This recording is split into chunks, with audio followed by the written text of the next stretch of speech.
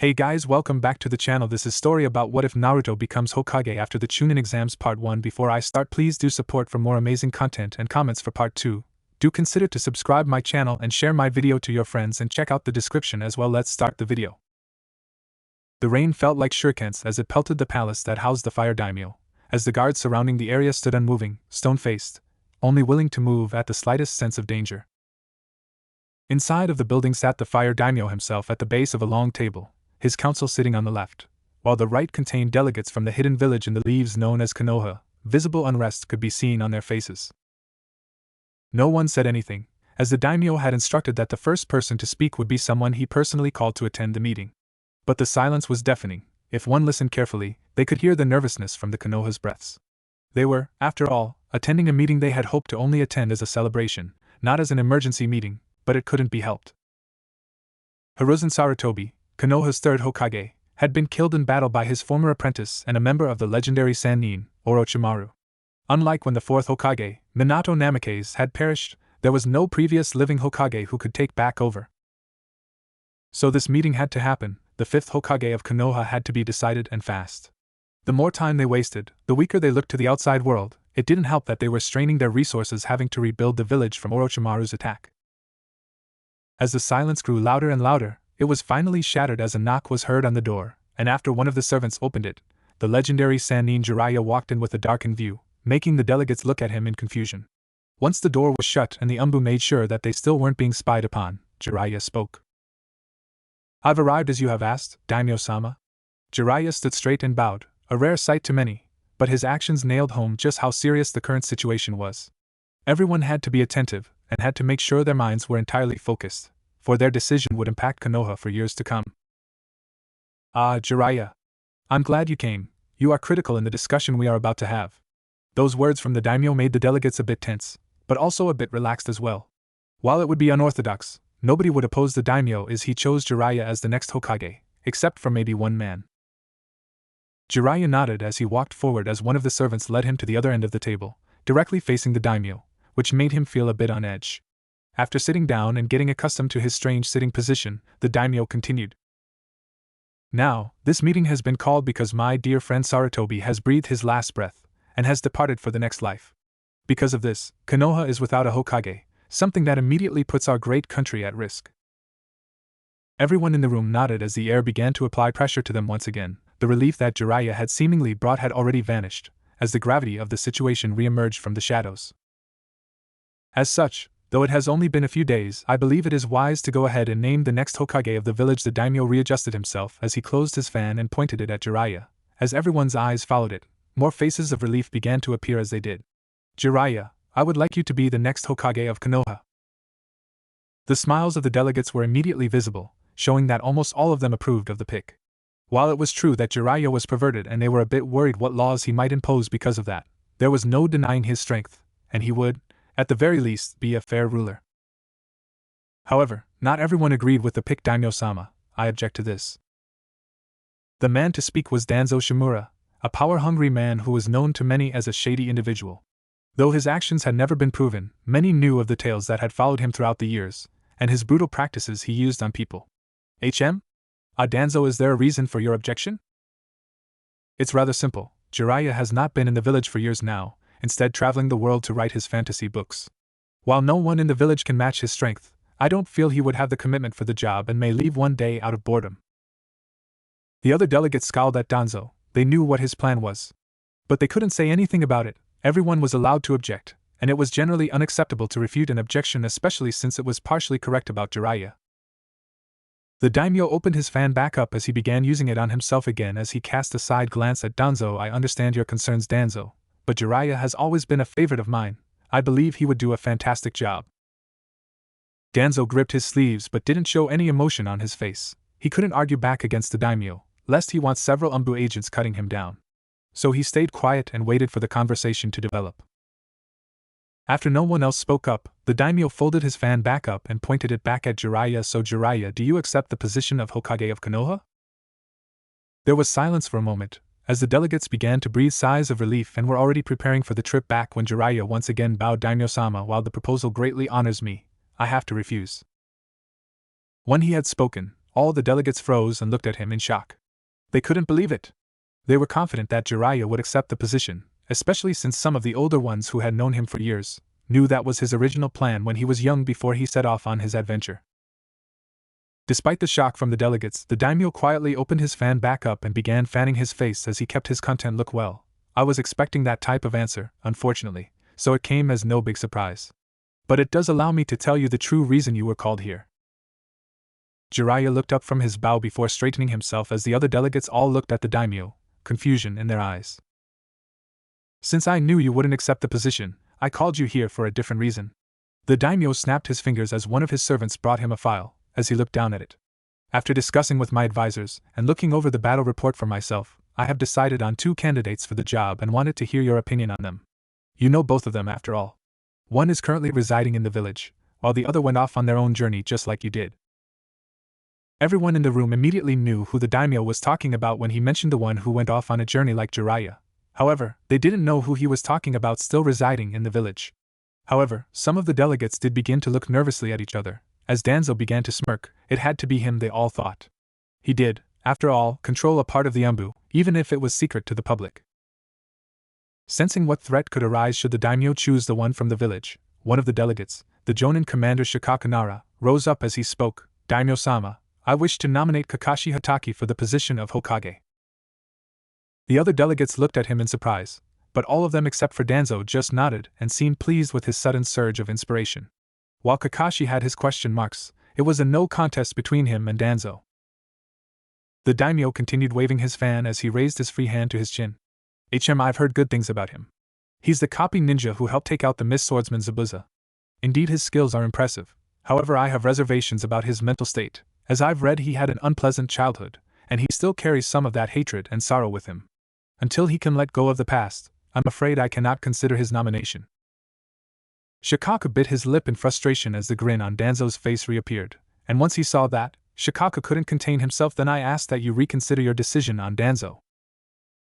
The other delegates didn't flinch, but all of them could read like a book when the words left his mouth. They were all thinking the same thing, but none of them spoke, out of fear that Danzo might retaliate once he assumed office. However, the daimyo just raised an eyebrow as he kept fanning himself. I don't have anything to decide on when it comes to Danzo. Huh? You mean he's not the one from the village you have your eyes on? The daimyo simply swung his head, causing relief to wash over the delegates while Danzo again clenched his hands, but didn't retaliate.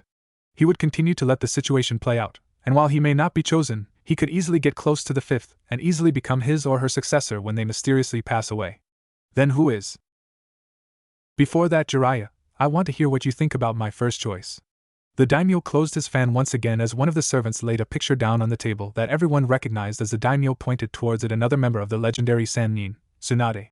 She is the granddaughter of the first Hokage, so I believe she has the heritage for the job. Her skills as a ninja in both the battlefield and the medical field are unmatched, and though easy to anger, she has a kind heart. Do you believe she should be the 5th, Jiraiya? Jiraiya looked down at the picture as a nostalgic smile came upon his face. How long had it been since he last saw Tsunade, yet alone as young as she was in the picture? Everything the daimyo had said was true, nothing was wrong. But Jiraiya's smile vanished as he crossed his arms and closed his eyes. My only worry is that she wouldn't want the job. I don't know if she would be willing to accept all the responsibility that came with it, especially after all she has been through. I see. Somehow I was expecting that answer as well. The daimyo spoke as the servant picked the picture up off the table as an unnerving silence returned. Well, I wish to give you the other candidate I have thought of, however, I want to reveal something. Everyone in the room gave the daimyo a confused look as he reopened his fan before he began speaking. Konoha is the most important village of our country, as it houses our strongest military and economic impacts. Because of this, I don't wish to have a new leader installed every decade or so, as every time a new one is installed, it creates a time of weakness, especially during an emergency meeting such as this. While I would have preferred Jiraiya or Tsunade, the truth is that with them, we may be having another one of these meetings in just a few years due to their age, something I do not want. The delegates nodded, understanding where the daimyo was coming from. After all, a big reason that Minato was chosen was that it was thought he would rule for decades yet. So my choice that currently resides in the village is someone young, very young. In fact, younger than Minato was when he was chosen. Everyone raised an eyebrow and looked at each other. Was there someone that young and powerful in the village? If there were, they would still need to train to reach that power. If you're wondering how young, well, they were competing in the Chunin exams just a few days ago. When the daimyo said that, everyone in the room mentally gasped and gave him looks of confusion. Someone that young? While it was true they would rule for decades, could they give someone that young that much power? After all, the Hokage was the absolute ruler of the village and could do whatever they pleased. It wasn't a democracy, it was an absolute dictatorship, and giving someone that much power at a young age. It was so risky that it made some of the ones present visibly nervous. However, Danzo seemed content with the idea, which scared some of the delegates. He seemed content because someone that young would easily be swayed, and with as high of a position he held, Danzo could quickly gain the power he wanted, even if he didn't become Hokage. So to him, he was content with that choice. However, another question arose: just who was he referring to? They wanted to narrow it down to the winners, but since the exams went unfinished, that gave them a lackluster bubble to choose from. If they included everyone, then the obvious ones that jumped out were Sasuke Uchiha for his incredible power, Neji Hyuga for his family ties, and Shikamaru Nara for his intellect. Yet all three posed problems.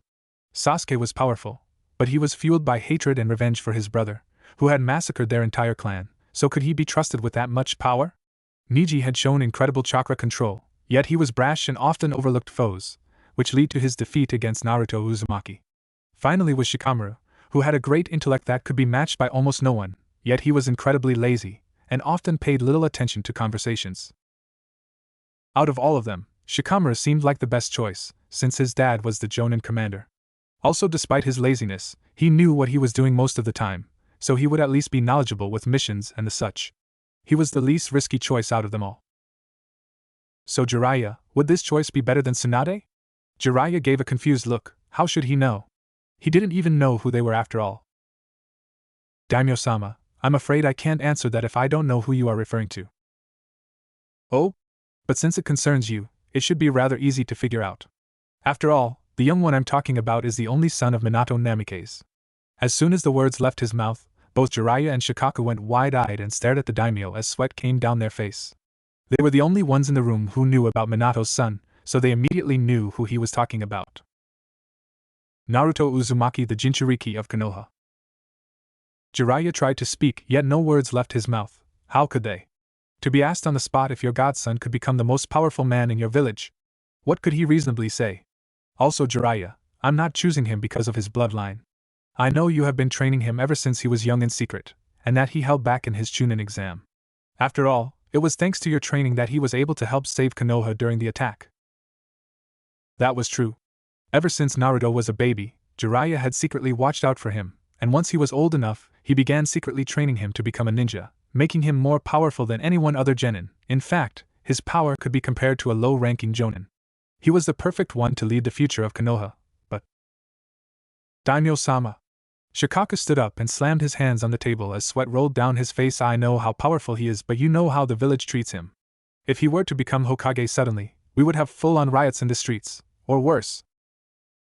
They only treat him like that because of Sarutobi's decision not to reveal the truth to anyone. I feel that if the truth was revealed, and he continued to prove himself, then everyone would eventually accept him. Of course, him becoming a good leader would speed up the process. One of the delegates, a woman from the retired ninja council named Shinya, raised her hand and spoke. Who exactly is Namikaze-sama's son?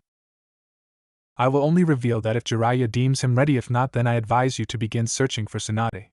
Jiraiya gritted his teeth as he looked at the table he was sitting at. Could he do it? Could he in good faith say Naruto was ready? No, he couldn't. At the same time, was anybody ready? Just a week ago, Sarutobi was alive, and the village was celebrating the Chunin exams now? Now they had no leader, and the village was in ruin as many ninjas were still missing or presumed dead. So was anybody ready? The only answer to that was hell no, nobody was. He knew this, and Jiraiya had to accept this. It wouldn't be a popular decision by a long shot, but Naruto might be the Hokage they need, but not the one they deserve or want. Jiraiya took a deep breath as he stood up from his chair and looked directly at the daimyo as he gave a smile. I fully support his nomination as Hokage. Jiraiya. Shikaku looked at him with worry, but as soon as he saw the resolve in his eyes, he felt a sense relief? No, perhaps it was gratitude? Whatever it was, it made him feel at ease, and after a moment he stood back up as well. I, as being the only other one here to know of Namikaze-sama's son, also fully support his nomination as Hokage of Konoha. The daimyo looked between the two of them before he smiled and shut his fan as he stood up and pointed the fan upwards. Then it settled with this: I appoint Naruto Uzumaki as the 5th Hokage of Konoha. As the sun began to rise, shining the village that slept underneath it, a sense of nervousness and calm could be felt throughout the village.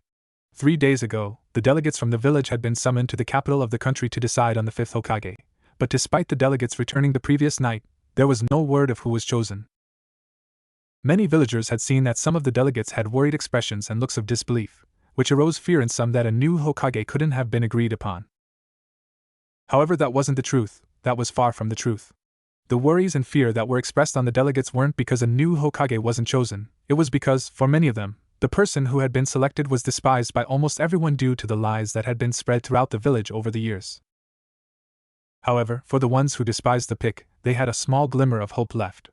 Despite being chosen, the Jonin of the village still had to convene and vote to approve or disapprove the pick.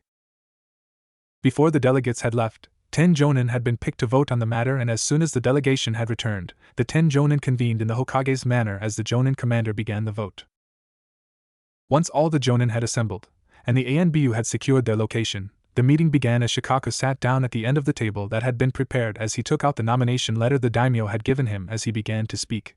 I know that before the delegation had departed, many of us assumed that one of the legendary Sannin would have been chosen. I'm here to announce that we were partially correct in that assumption, as Jiraiya-sama was chosen to be the 5th, however. Shikamaru looked over the Jonin, who all seemed to know what he was about to say as told by their looks of doubts. He refused the position. Moreover, Tsunade-sama wasn't chosen either. Everyone in the room narrowed their eyes and nodded, not letting their surprise slip through as Shikamaru continued. The person who was chosen is currently residing in the village, and it's someone we all know very well. The Jonin glanced at each other but still didn't say anything, but thoughts of who it could be did start to enter their minds. Many were already assuming that it was one of the shinobi at the table, which at the very least made the vote a foregone conclusion if that was the case. One of us here knows this person more personally than the rest of us, Kakashi. Everyone's eyes looked to the other end of the table where Kakashi was sitting, who simply raised an eyebrow at the sudden call out. I ask that you vote on this nomination not because of personal feelings, but because of whether you believe in the nominee or not. Understand? Kakashi kept his confused gaze as he leaned onto the table and responded, I hope you're not saying I've been chosen. No, but someone from Squad 7 has been. When the words left his mouth, the air suddenly became thin as all the Jonin looked at each other in confusion and genuine surprise. Even Kakashi was shocked by the news as he narrowed his gaze. Does this mean that Uchiha Kid has been chosen? The one to speak was the leader of Team 10, Asuma Sarutobi, the son of the recently departed 3rd Hokage. Because while it's true he's powerful, we have to realize that his brother drives him, not a good quality of a leader. Everyone nodded. That was true. Sasuke was driven by revenge for his brother, and giving him the power of the Hokage could mean all of the country's resources would go to killing Itachi and nothing else. Not to mention, but he's currently resting in the hospital after losing his battle to that sand ninja known as Gaara, right?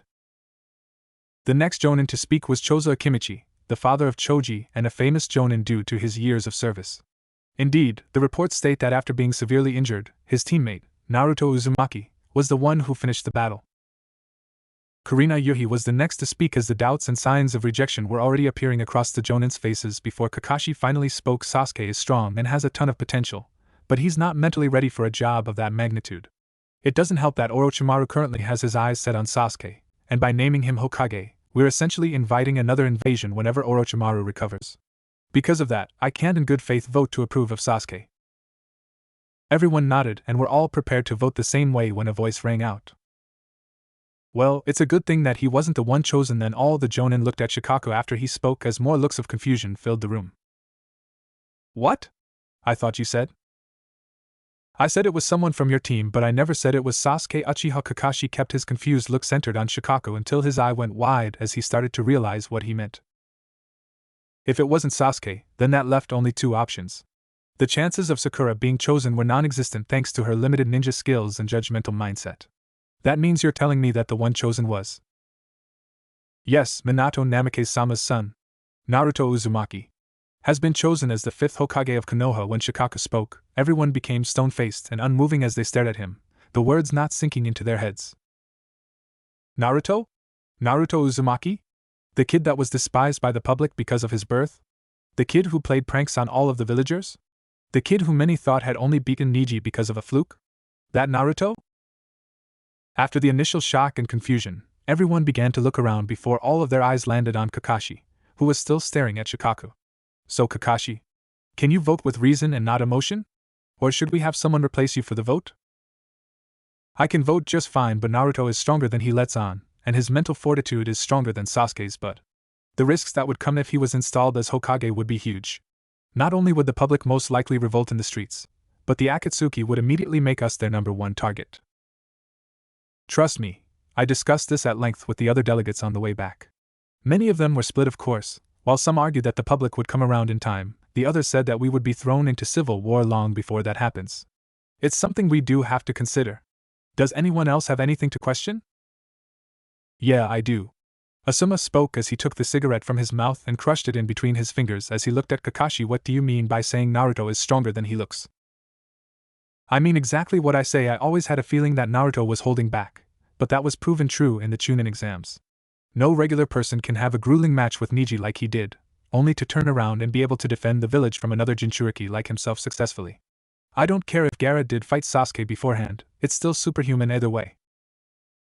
But he was always rated near the bottom of his class when it came to being a ninja. Why would he purposely hold back? I have someone who can answer that. Shikaku interrupted their conversation as he lightly tapped on the table before speaking again. I figured that we would all have a lot of questions, so I brought the person who could best answer them that wasn't Naruto himself. Soon after, the door to the room opened as Jiraiya walked in with a stern and severe expression as all of the Jonin eyed him, no one making a sound until the door was closed and the room was scouted over once more. I have brought Jiraiya-sama here, as he has some revelations that might surprise you all. Jiraiya nodded as he walked over and stood beside Shikaku before he began speaking. As I'm fully aware, you all have many questions regarding Naruto, and I'm here to answer them all. But before that, I want to state off the bat that Naruto has my full support for being the next Hokage. After discussing it at length with Shikaku, he also fully supports Naruto. The Jonin all-eyed Shikaku, though he didn't flinch as he allowed for Jiraiya to continue. I was listening in, and after hearing Kakashi and Asuma talk to each other, I want to state that Kakashi is right about Naruto is holding back. The reason for this is because ever since he was a child, I have been raising and training him in secret.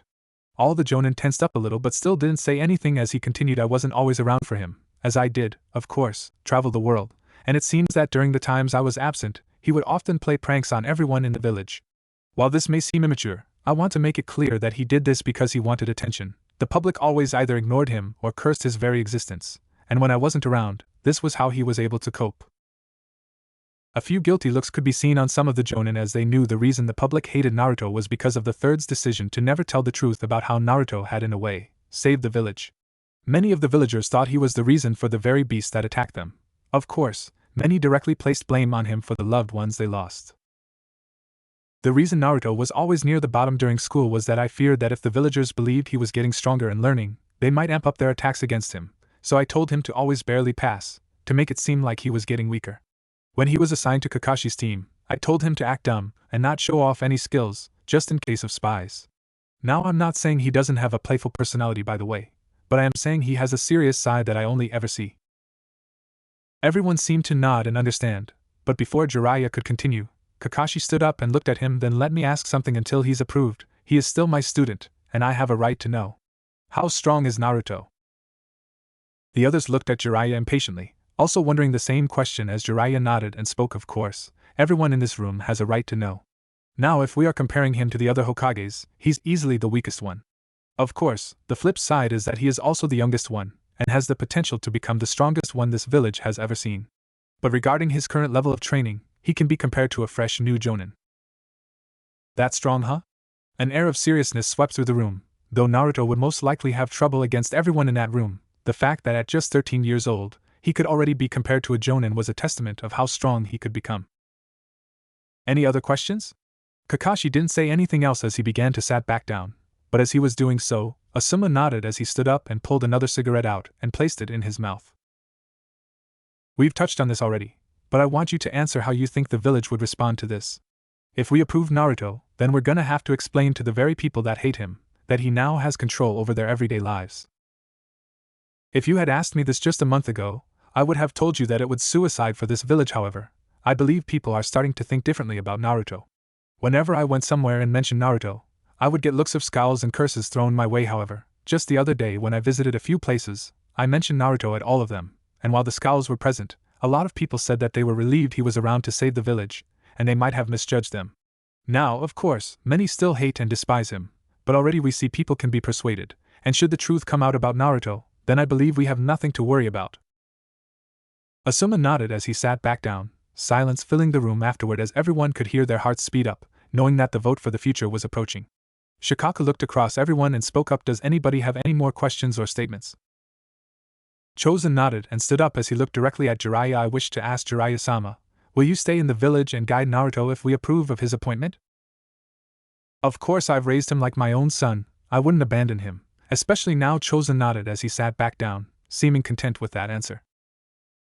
One last time Shikamaru looked around and asked if anybody had any questions or statements, and when silence followed, he merely nodded as he picked a wood hammer off the floor and hit the table with it. As commander of the Jonin, I hereby declare that the vote to appoint Naruto Uzumaki as the 5th Hokage of Konoha shall now commence.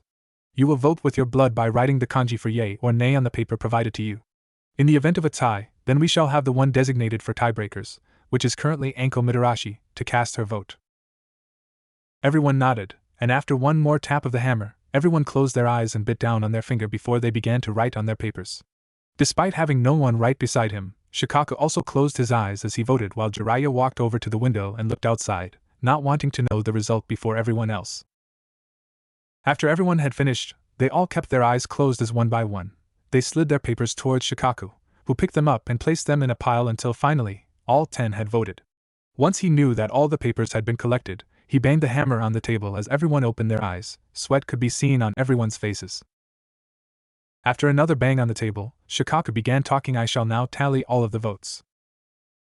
Everyone kept quiet as Shikamaru picked up the stack of papers and went through every single one, as the pressure and potential history of the moment could be felt pressing down on their shoulders.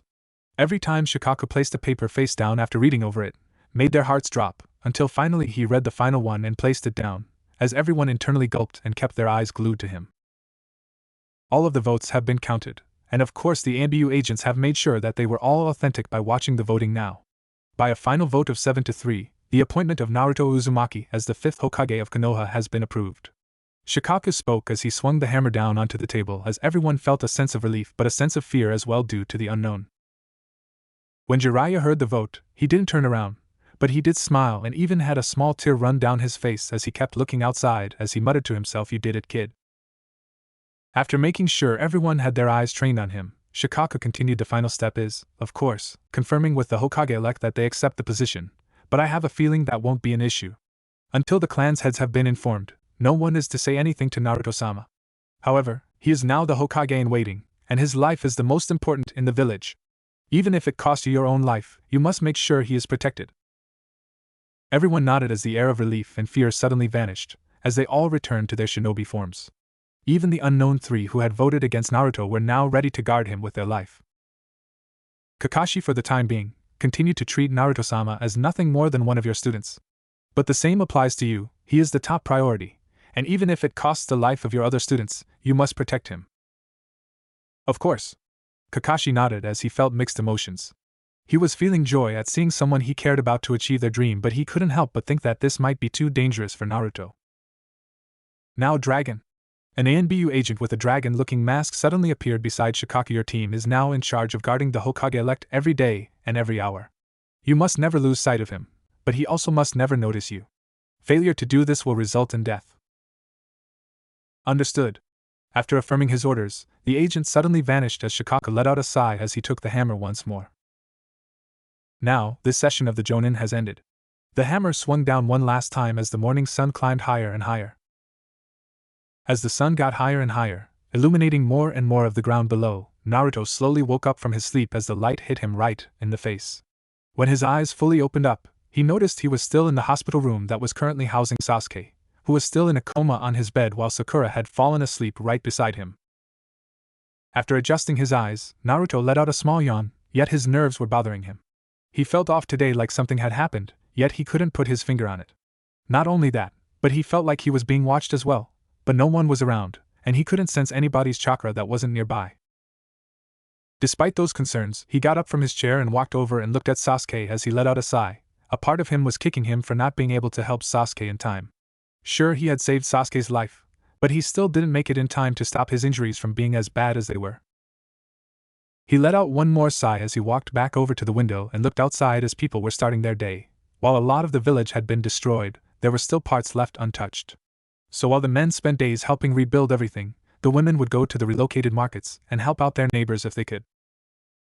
As Naruto looked down at the scene below, he heard footsteps and Suna knock at the door before it opened up. Knock knock, is anyone awake? Oh, Kakashi-sensei. Naruto gave a smile and a nod as he pointed towards Sakura, who was still passed out, though Kakashi merely glanced at her before looking back at Naruto. I thought you had some important stuff to do today with the others? It wasn't as important as I thought it was. They practically gave me the rest of the day off, so I decided to see how everyone was doing. I see. Well then, while we're waiting for Sasuke to recover, how about we go and help out the villagers? I'm sure a lot of stuff needs to be done. Naruto stretched and began to head out when Kakashi stepped in front of him.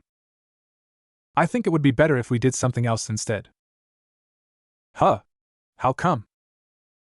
Well, even though Orochimaru was severely injured by the third, it's possible he has another plan in place. Because of that, the other Jonin have decided that for the time being, it's better for all of the ninjas to be ready at all times. Meaning to lay low and wait. Ah, really? Is that why you were sent here then? Because of that decision? Yes, something like that. The two of them heard a noise and looked over and saw Sakura stretch as she woke up from her sleep. Her eyes were still, but when she saw Kakashi, she gave a smile to him. Kakashi-sensei, I'm surprised you're here this morning. What? I can't come and check on my students? Sakura gave a small laugh as Kakashi quickly turned his attention back to Naruto but immediately was interrupted by Sakura once again. Oh, since you're here, Kakashi-sensei. I bet you know. Know what? Well, the delegates sent to the capital returned last night, right? I heard about it when I went out to buy some drinks last night to keep here. They were going to decide on who the fifth Hokage would be, right? Kakashi narrowed his eye but only moved his gaze to make it seem like he was looking outside. Yes, well, the Jonin Council was going to vote this morning. However, I'm quite close to the one they chose apparently, so I wasn't allowed to vote. Quite close. Could it be Gai-sensei then? Kakashi shrugged as he kept his unknowing look. Who knows, might be. All I know is that they're Jonin level when it comes to being a ninja, so they're qualified at least. Oh, I see. Well, maybe it was you, Kakashi-sensei. That's why they didn't allow you to vote. I doubt that, Sakura. I mean, if it were Kakashi-sensei, they would have told him because no one would vote against him. Shut up, Naruto. I wasn't talking to you. Sakura grabbed her kin from the night before and threw it right at Naruto only for Kakashi to quickly jump in front of him and catch it, surprising both of them. Kakashi-sensei? It's a hospital. If a drink were to hit something and get on the medicine or equipment, why, I think Sasuke wouldn't be too thrilled about that. Oh, right, sorry. Kakashi nodded as he crushed the can as he looked back at Naruto. And Naruto, please don't aggravate her. Yeah, sorry, Kakashi-sensei. Kakashi sighed as he threw the can in the trash and leaned against the wall, so both of his students were in sight. Anyway, I heard from the doctors that Sasuke should be waking up sometime between tonight and tomorrow, barring any unforeseen events, so we have that at least. Oh, thank goodness, I'm so glad to hear that. Sakura put her hands over her chest as she looked at Sasuke as Naruto also gave a small, sad smile. He was happy his friend was alright. The sadness came from the look Sakura gave Sasuke, making him continue to accept Sakura's true feelings slowly. Despite the sudden bit of sadness, Naruto shook his head as he pumped his fists as he looked at Kakashi. Well, that's good to hear. I've needed a sparring partner for a new jutsu I learned, and Sasuke is the perfect partner. New jutsu? Kakashi raised an eyebrow as Naruto nodded. What is it? Hehe, you'll see when I use it against Sasuke. Naruto gave a big smile and a thumbs up, making Kakashi even more curious at what he was talking about. Oh yeah. Once we find out who the new Hokage is, I wonder if he would allow me to have a sparring match with him. He would be a fantastic training partner. If you can convince the ANBU Black Ops, then he might agree to it. Kakashi used his casual tone as always, though he did start to wonder how much the ANBU would let Naruto train once he assumed office, as all past Hokages didn't need the level of training Naruto did. It's no problem. I tricked those guys so much when the old man was in office that I'm sure it will be just as easy. Kakashi had to give a small laugh at that, if only because those guys were now in charge of guarding Naruto's life. Although I might know who the fifth Hokage is. Kakashi-sensei. Really? Stupid. There's no way you can know just from what he told us. Sakura yelled over at Naruto as she went to grab another drink, only to stop when she saw Kakashi glaring at her. Oh yes, I can. It's quite obvious if you think about it. This person is not only close to Kakashi-sensei, but has to be strong both physically and mentally. Out of everyone Kakashi-sensei knows, the most obvious choice is Shikaka-sensei. Huh? Shikamaru's dad? Yep. I mean, think about it. He's incredibly smart, and a master strategist. Plus he has that shadow possession jutsu. He never has to worry about being attacked because as soon as the attacker gets in range, he can take control of them. Also, he and Kakashi-sensei play mahjong with each other, so I can see why they wouldn't let you vote Kakashi-sensei. While you have good points, Naruto, I wonder if he would even accept the position. He doesn't seem like someone who would want the job, to be honest. Ah, come on, sensei, who wouldn't want to be Hokage? So if they asked you right now if you would accept the position or not? Haha. Is that even a question? Of course I would accept it. It's my dream to become Hokage after all. Believe it. Naruto gave another thumbs up as Kakashi nodded, another sense of relief washing over him. Oh please, Naruto has a better chance of becoming a school teacher than Hokage, so he never has to worry about being asked that question. What? Hey! Kakashi smirked as he watched his two students begin to argue back and forth, the irony not lost on him. The arguing though was interrupted when a knock came at the door before it opened. Figured I would find you here, Kakashi. Oh, Asuma. Finished with the voting? Asuma gave a confused expression before he saw Naruto, and saw what Kakashi was going for. Ah yeah, we just finished. Asuma took a step forward, but before he could even get close to Kakashi, Naruto had jumped in front of him. I'm right, aren't I? Shikaka-sensei is the 5th Hokage, right? Shikaku? Asuma looked at Kakashi, who merely shrugged, causing Asuma to sigh. No, it's not him. I'm afraid I can't say who exactly it is until they're sworn in, but I will say that the council did approve them. Ha! Told you that you wouldn't know who it was, Naruto. Ah geez, thanks Sakura. Naruto gave a low deadpan reaction before he looked back at Asuma, who seemed to be strangely staring at him, though Naruto dismissed as it being early morning drowsiness. Well, can you give me a hint at least? Hell, let's just say that you'll find out soon enough. Asuma smirked at Naruto and went to ruffle his hair before his better judgment took over as he looked back at Kakashi. Although Kakashi, I have something to talk to you about. Can you meet me in the hall? Yeah, Kakashi walked past Naruto and seemed to glare at Sakura as he spoke. Do be nice to each other while I'm gone. I'd rather not have the entire hospital chewing me out for your two behaviors. The two of them sheepishly nodded as Kakashi and Asuma left the room together. I wonder what's that about. Kakashi-sensei seemed upset when he left. I would say it's something about the new Hokage. I hope they're as half as good as the old man. Naruto had a sad look in his eye as he spoke, but he managed to shake it away. Oh, here Sakura gave a ken to Naruto, who gave her a confused look. You may be an idiot, but I know how close you and the third were, so I'd rather not have you cry on me. Naruto looked at the ken before giving a small smile as he took it. Thanks, Sakura.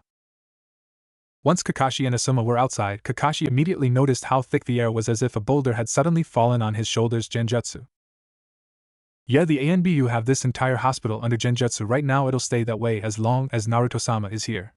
The room he's in is also under a different Genjutsu, as nobody can hear or see anything in the room. They've also set traps everywhere, ready to go off on anybody they deem a threat. Also, a few Jonin have disguised themselves as patients and are patrolling the hospital. As soon as Asuma said that, a patient walked by with his eyes kept on Naruto's room as he just gave a simple head nod to Asuma and Kakashi as he walked on by. I see. I never noticed how tight security was with the Hokage around. My father always ordered a low security presence whenever he went somewhere, so not to scare anybody, but with how everything is right now, they're watching over Naruto-sama like a hawk. I see. Naruto-sama, huh? Yeah, it's a bit weird to say. Unless it was official business, I was never formal with my dad, so this will take some getting used to. I think it's more along the lines that I could never imagine in a million years that Naruto would become Hokage at such a young age. I always thought he had the potential, but I thought it would be 10 to 20 years from now. Hey, well, if everything goes well, then he'll still be here in that amount of time. I hope so, but anyway, what did you need to tell me? Asuma looked around before he began as an extra air of caution. Well, I have mixed news. I just got back from the Hyuga Manor, and the news about Naruto-sama was met with a small but positive reaction. Many of the members seemed unimpressed with the decision, but Hayashi said that he would respect the decision and pledged the clan's full support to help and guide Naruto-sama. Well, that went better than I was expecting, although it doesn't sound like they were overly happy with the news. That's an understatement, but they at least said they would support him on the bad side of things though. It seems that for whatever reason, Danzo is quite pleased with the news that Naruto was approved. Danzo? Why would he be happy with that? It's no secret that he despises Naruto. It makes no sense for him to be pleased with our decision. Trust me, everybody is fully aware of that, so if you Jonin are keeping tabs on him, it doesn't help that he runs a section of the ANBU that is somehow even more secretive. As soon as Naruto-sama is sworn in, I advise you to immediately tell him about Danzo, Kakashi. Right. One more thing, Kakashi, I've not talked with the others yet, but I know that all of the clans should know by this evening, and because of that, we're going to mark all the ones who don't intend to support Naruto-sama and immediately advise him to install a puppet leader in all of them. Kakashi didn't like the sound of that idea, as that could immediately lead directly to civil war, but I guess we have no choice. For now, the time to negotiate is in the future, not the present. Yeah, the door suddenly opened as Kakashi and Asuma both immediately looked towards and Naruto came out holding his wallet. Huh.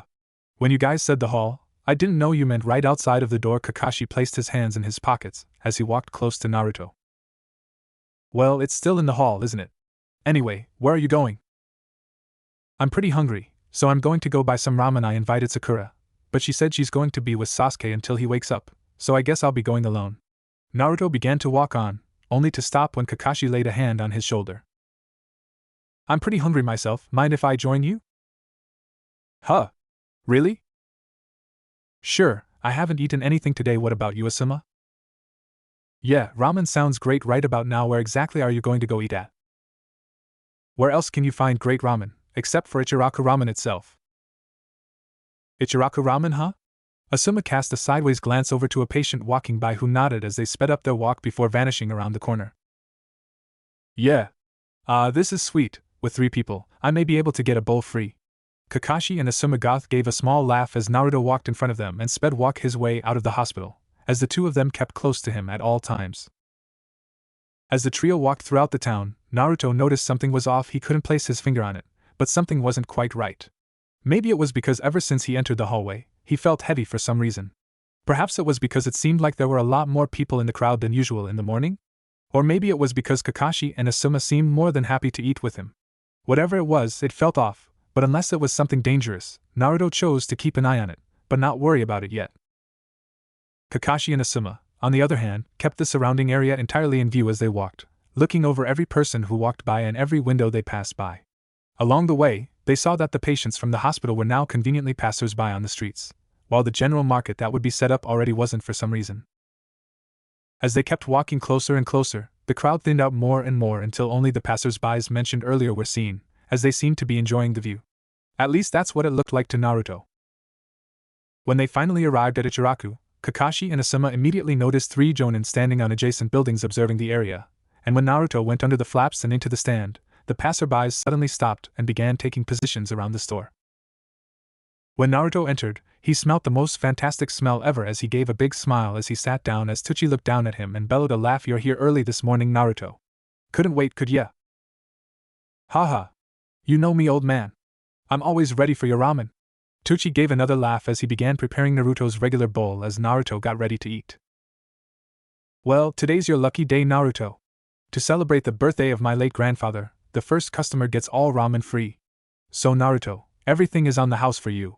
As soon as Naruto heard those words, his mouth went agape as images of heaven filled his mind. Old man, are you serious? Hehe, I never lie. Naruto's eyes sparkled as he quickly got ready for his first bowl of possibly hundreds. As Tsuchi was preparing the bowl, Kakashi and Asuma both walked in as Tsuchi gave a wave to them. Nice to see you two today. Repairs been going well? Yeah, everything is on schedule. Kakashi gave a casual reply as Asuma sat down beside Naruto as Tsuchi walked over and gave Naruto his first bowl, who immediately began eating like crazy. By the way, mind if we have a quick chat? Sure, fine with me. I'll get your order when I come back, Asuma. It's fine, take your time. Tsuchi nodded as Kakashi went around the counter and departed to the back with him until they were out of hearing range. If you've come to learn my recipe, sorry to say that it's a family trade, Kakashi. When did you find out about Naruto? Hehe, I learned it when Guy suddenly busted in and told me to shut down for the day.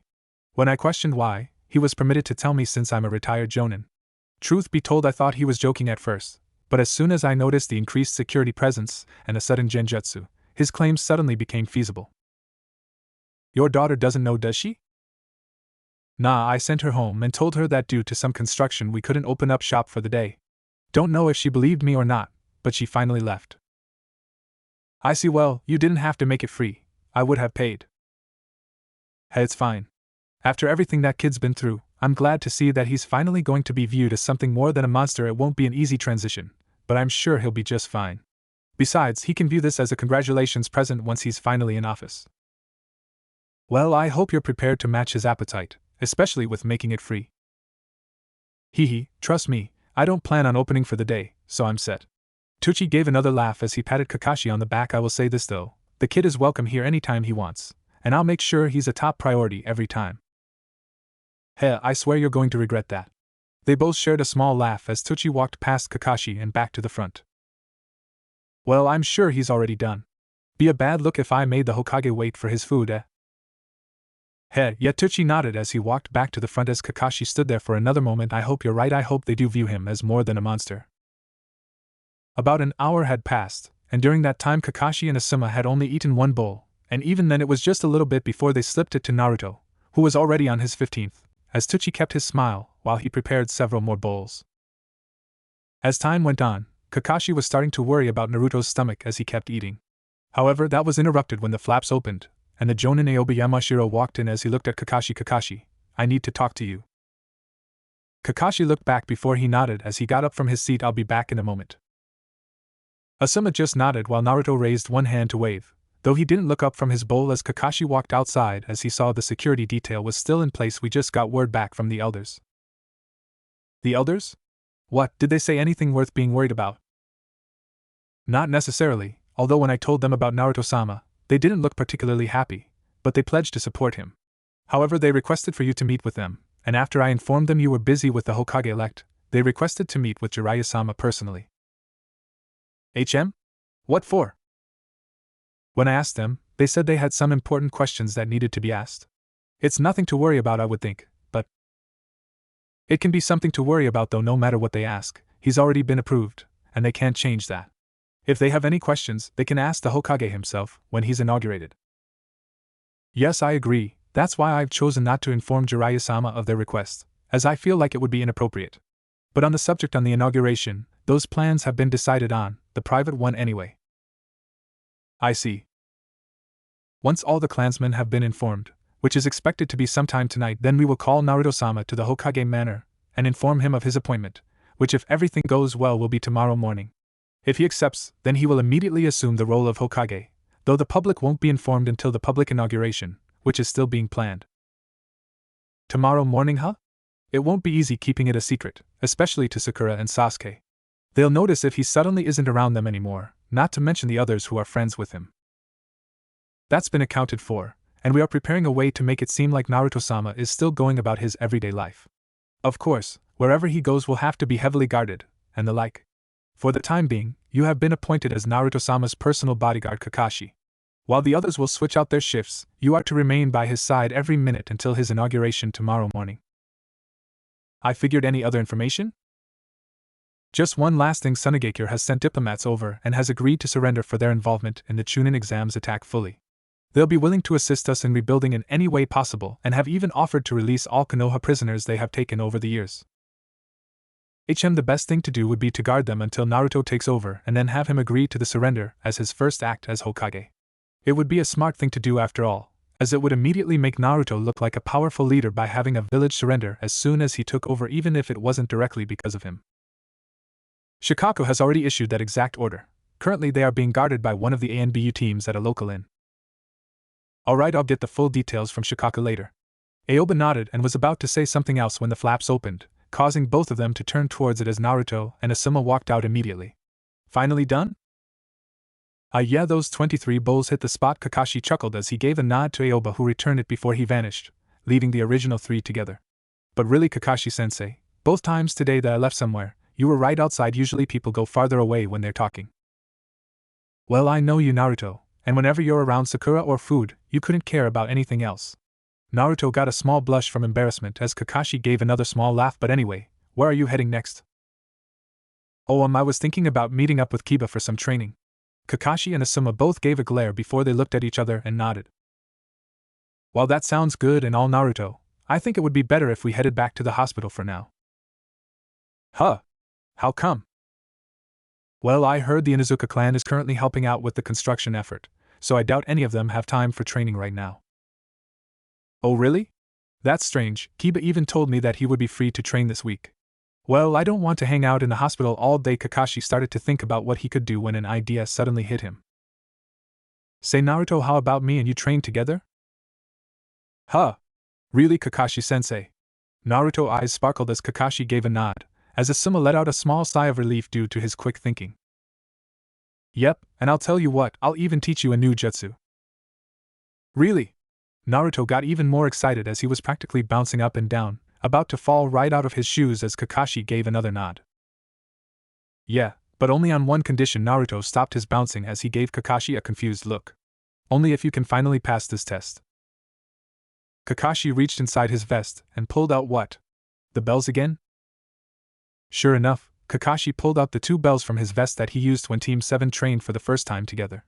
If you can snag both bells before sundown, then I'll teach you something new, alright? Naruto really didn't want to go through the trouble that was the bells again, but the thought of learning a new jutsu was too much to deny. Alright, I'll do it. And I won't hold back, Kakashi-sensei. Heck, good to hear. Naruto pumped his fists together while Asuma laid a hand on Kakashi's shoulder. Well, while you do that, I have a few things to take care of. I'll see you in the morning, Kakashi. Alright then, take care. Asuma nodded before he vanished in a puff of smoke, leaving Kakashi and Naruto alone in front of the ramen stand. Well then, shall we head to the usual training ground? Hee hee, yeah. I'm pumped. Let's go, sensei. As time marched on and the only noise present was the slow breathing from the one on the bed, Sakura sat quietly as she looked down at her kunai, thoughts racing through her head about what she could have maybe done differently to where Sasuke wouldn't be in the position he was in. Initially, she blamed Naruto for not being able to help and support Sasuke fast enough, but as her anger subsided and reason began to sit in, she realized that it wasn't just one person's fault, it was no one's fault really. The only one to blame was Orochimaru and his allies. Nobody from the village was at fault for what transpired, especially since one of them risked their lives to protect everyone. As she sat still and continued to ponder, a knock was heard on the door, and soon it opened as someone walked in. Huh? Shikamaru. The one who had walked in was Shikamaru Nara, son of Shikaka Nara, and Konoha's resident lazy student. Shikamaru raised an eyebrow as he looked over the room before he looked at Sakura. Is Naruto not here? Huh? Oh no, why? Ugh, what a drag. Well, Kiba, Choji, and Shino wanted to train, and we figured Naruto would join us. Training? That doesn't sound like you, Shikamaru. It wasn't my idea, it was Kiba's, but with how everything is, I figured it's better than moving wood planks or concrete. Shikamaru sighed as he placed his hands in his pockets. Well, you know where he is? Oh yeah. He said he was going to Ichiraka Ramen. I guess Kakashi-sensei went with him because I've not seen him since then. Shikamaru raised an eyebrow as he turned and leaned against the wall. Well, he's going to be disappointed. Huh? How come? Because the four of us were going there when all of a sudden one of the Jonin appeared and told us that the entire area had been closed off because of some of the construction they had to do. That was a pain, especially since we had been walking for so long. Closed off? But I walked past there last night, and had no problems. Yeah, I find it weird myself, but I'm guessing something must have happened all of a sudden. Sakura nodded as silence overtook the two of them. Feeling a bit awkward by the sudden silence, Sakura began to wonder if Shikamaru would know. Hey Shikamaru, I was wondering something. HM?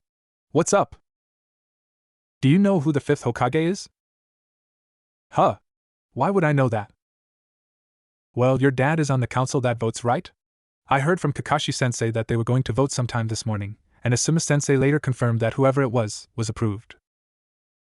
Yeah, Dad told me that they voted earlier. I have no idea who it is though, but I'm guessing it's one of the top Jonin. Yeah, I thought that as well. They actually asked Kakashi-sensei not to vote because he was too close to whoever they were voting on, which makes me think it might be Gai-sensei. I don't think he would accept it, to be honest, and if he did, I don't think we would hear the end of it from Lee. True, I doubt Gai-sensei would keep it hidden from Lee either. Oh, Maybe that's why they closed down that street for the day. Because whoever is the next Hokage was somewhere on it. Huh. Well, it did seem a bit off, I guess, so that's possible, but there's not anything on that street for someone who is about to become Hokage to go to. Maybe they went to Ichiraku? I doubt someone as powerful as the Hokage would want to eat ramen for breakfast. Sakura shrugged as if to say maybe, maybe not.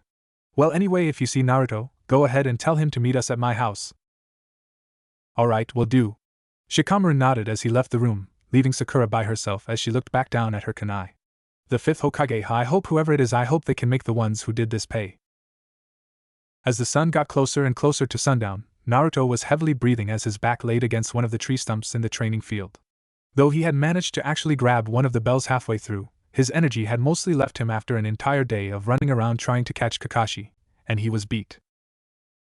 As Naruto stood there, Kakashi appeared in front of him, the bell still in his hand. Well, it's sundown, I'll give you credit, Naruto, you managed to get one today. Not both of them though, so the new jutsu will have to wait. Damn it, but I got closer, huh, Kakashi-sensei? I'll get it one of these days. Both bells. Naruto was breathing heavily as his body ached, though it was a good ache, an ache that signified that he had accomplished something today. Kakashi nodded as he placed the bell in his vest pocket. Indeed, you are getting better, though you still have much work to do. Perhaps when you get some free time again, we can practice once again. Then how about tomorrow? Naruto gave a competitive smile to Kakashi, who kept his eye trained on Naruto. Well, tomorrow is going to be a busy day, a lot of things are planned. But maybe if we get some free time, we can do some exercises. Awesome. Despite wanting to collapse right there, Naruto pushed himself off the stump and slowly walked over to Kakashi. I remember when I get the second bell you promised a new Jaijutsu. Naruto suddenly started to fall backward, only for Kakashi to quickly catch him and slowly lower him to the ground as Naruto was passed out asleep. Kakashi kept his eyes trained on him until he heard footsteps behind him. Didn't know you had that much energy, Kakashi. Well, when you're dealing with kids, you kinda have to. Kakashi looked over as Asuma had re-emerged from the bushes. He's pretty good for his age. I saw you struggle at several points.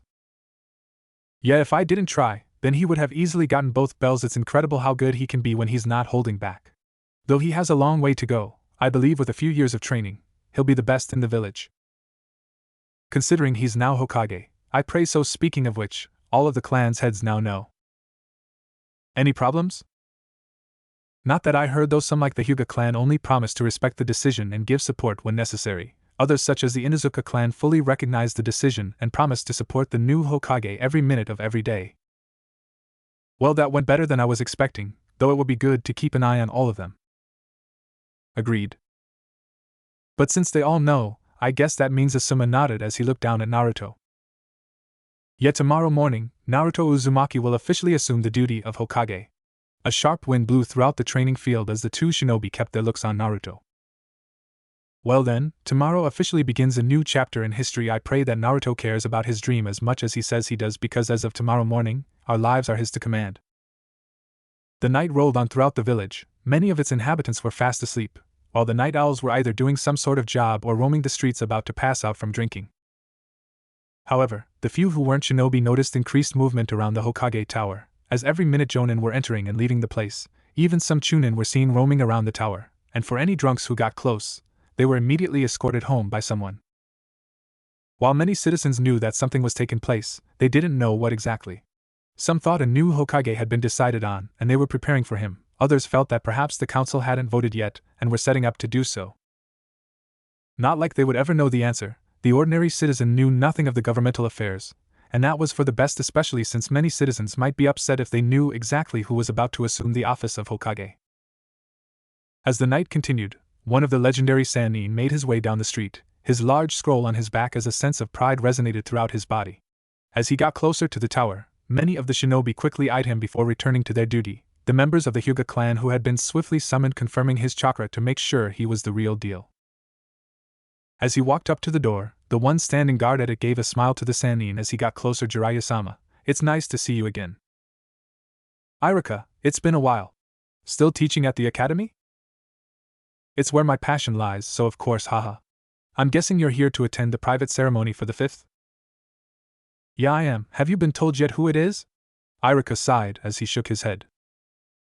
No, only the Jonin know the Chunin have been called here for extra security, but we've not been told anything regarding the event.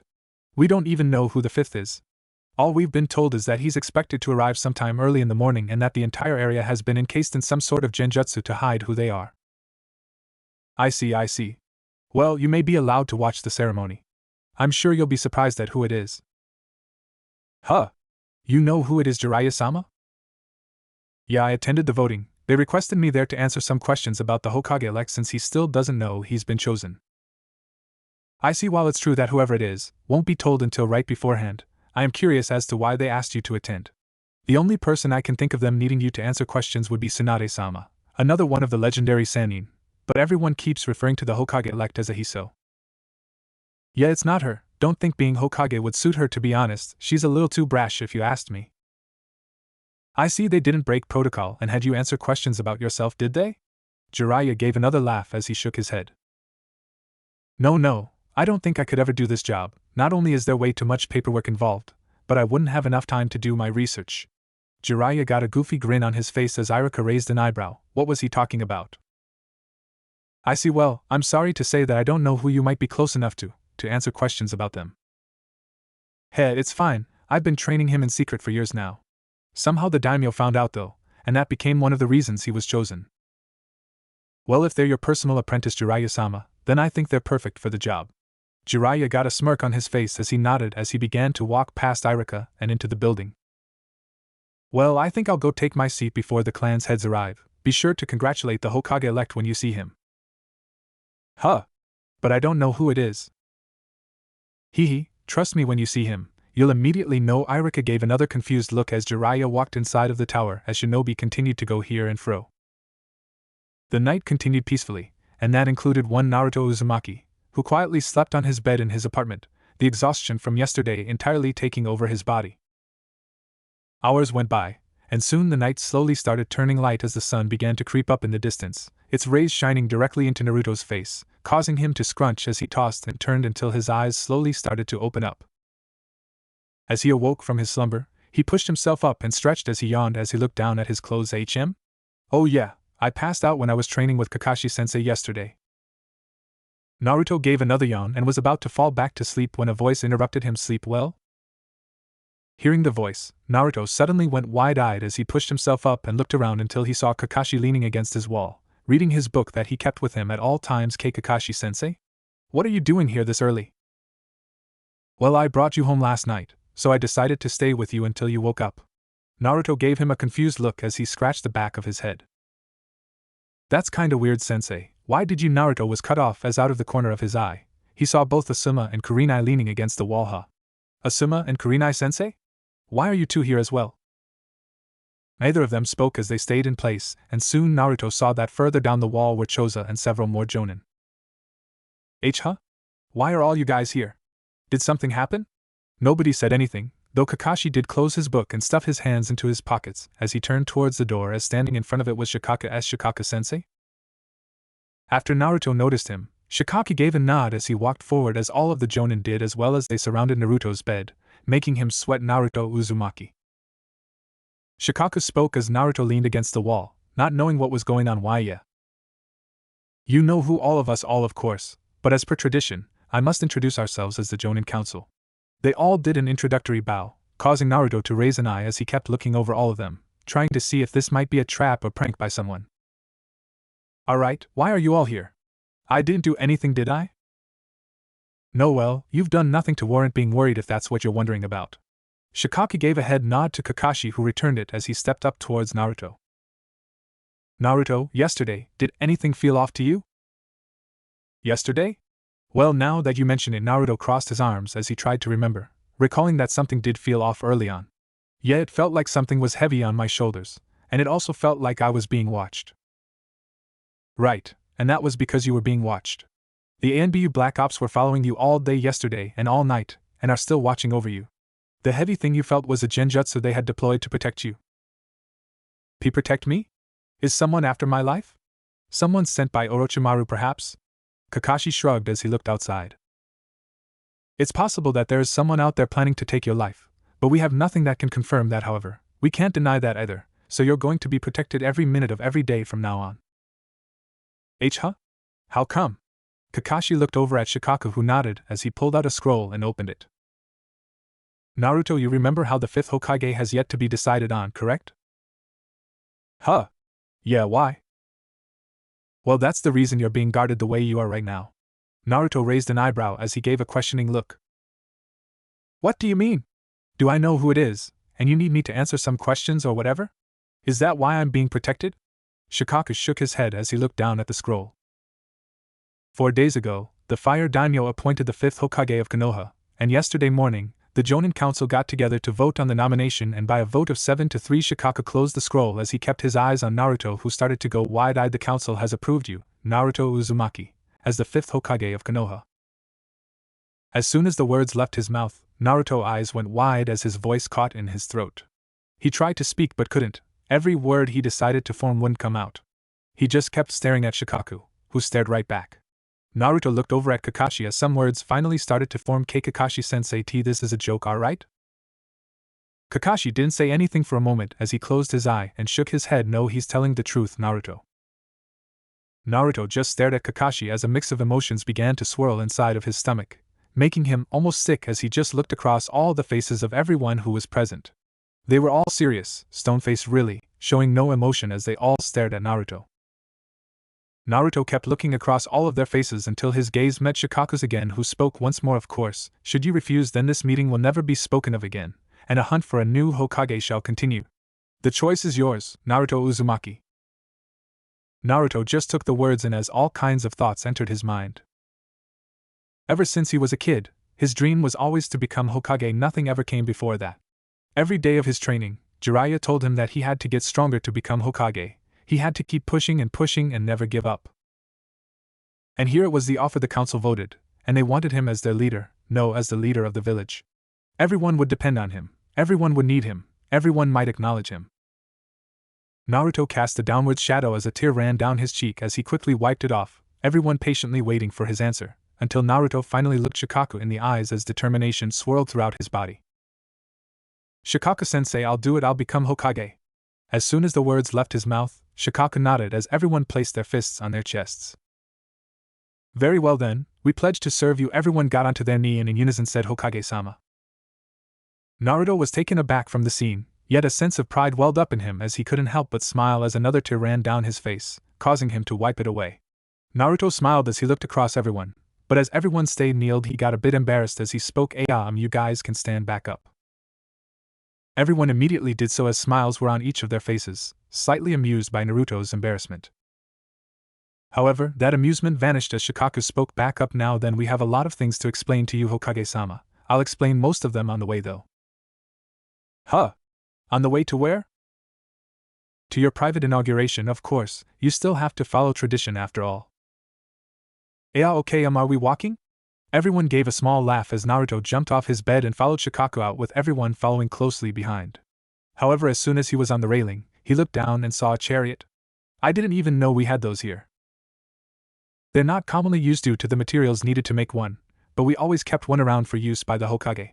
Sarutobi-sama never wished to use it as he enjoyed walking, so it's not common knowledge that we have one. I see. Wait, does that mean? Shikaku nodded as he gave a smile back to Naruto. It's pretty slow compared to how you usually travel. I hope you don't mind. No, it's fine, just different is all. Shikaku nodded as they all walked down the steps as Naruto noticed the heavy feeling again, most likely because of some genjutsu, while also noticing several Jonin were around his apartment. Kakashi and I will ride with you while the others will walk beside it unless you have different plans? No, that's fine. Shikaku once again nodded as he opened the door to the chariot and allowed Naruto to get inside first before him and Kakashi followed suit. Once the door was shut, the driver allowed the other Jonin to get in place before he motioned for the horses draped with Konoha's symbol to begin their trot to the tower. Once Naruto settled into the chariot, the highly comfortable seats certainly helped with that. Shikaku, who had sat in front of Naruto along with Kakashi, began speaking. Hokage-sama, currently we are traveling to Hokage Tower for your private inauguration ceremony, which will only be attended by all of the village's Jonin, the head of all the clans, and a special guest.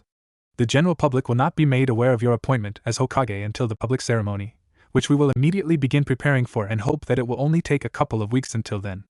That said, however, we humbly ask that you continue to live your everyday life while still performing your duties as Hokage. Of course, you have every right not to. Naruto nodded as Shikaku took out another scroll and opened it up and began reading notes off of it. Now, as you know, being Hokage means you are the absolute ruler of Konoha. Your word is law and nobody is above your rule. If you feel like someone deserves a promotion, they will get a promotion. If you wish to change the symbol will be changed. If you wish to ban trading, it will be banned. If you wish to change the dress code, it will be changed. And if you wish for someone to die, they will die. Naruto gulped as he nodded his head as Shikaku undid more of the scroll. You will have a constant security detail escorting you, though you can of course keep it minimal, and the A and B will never make their presence known unless you call on them.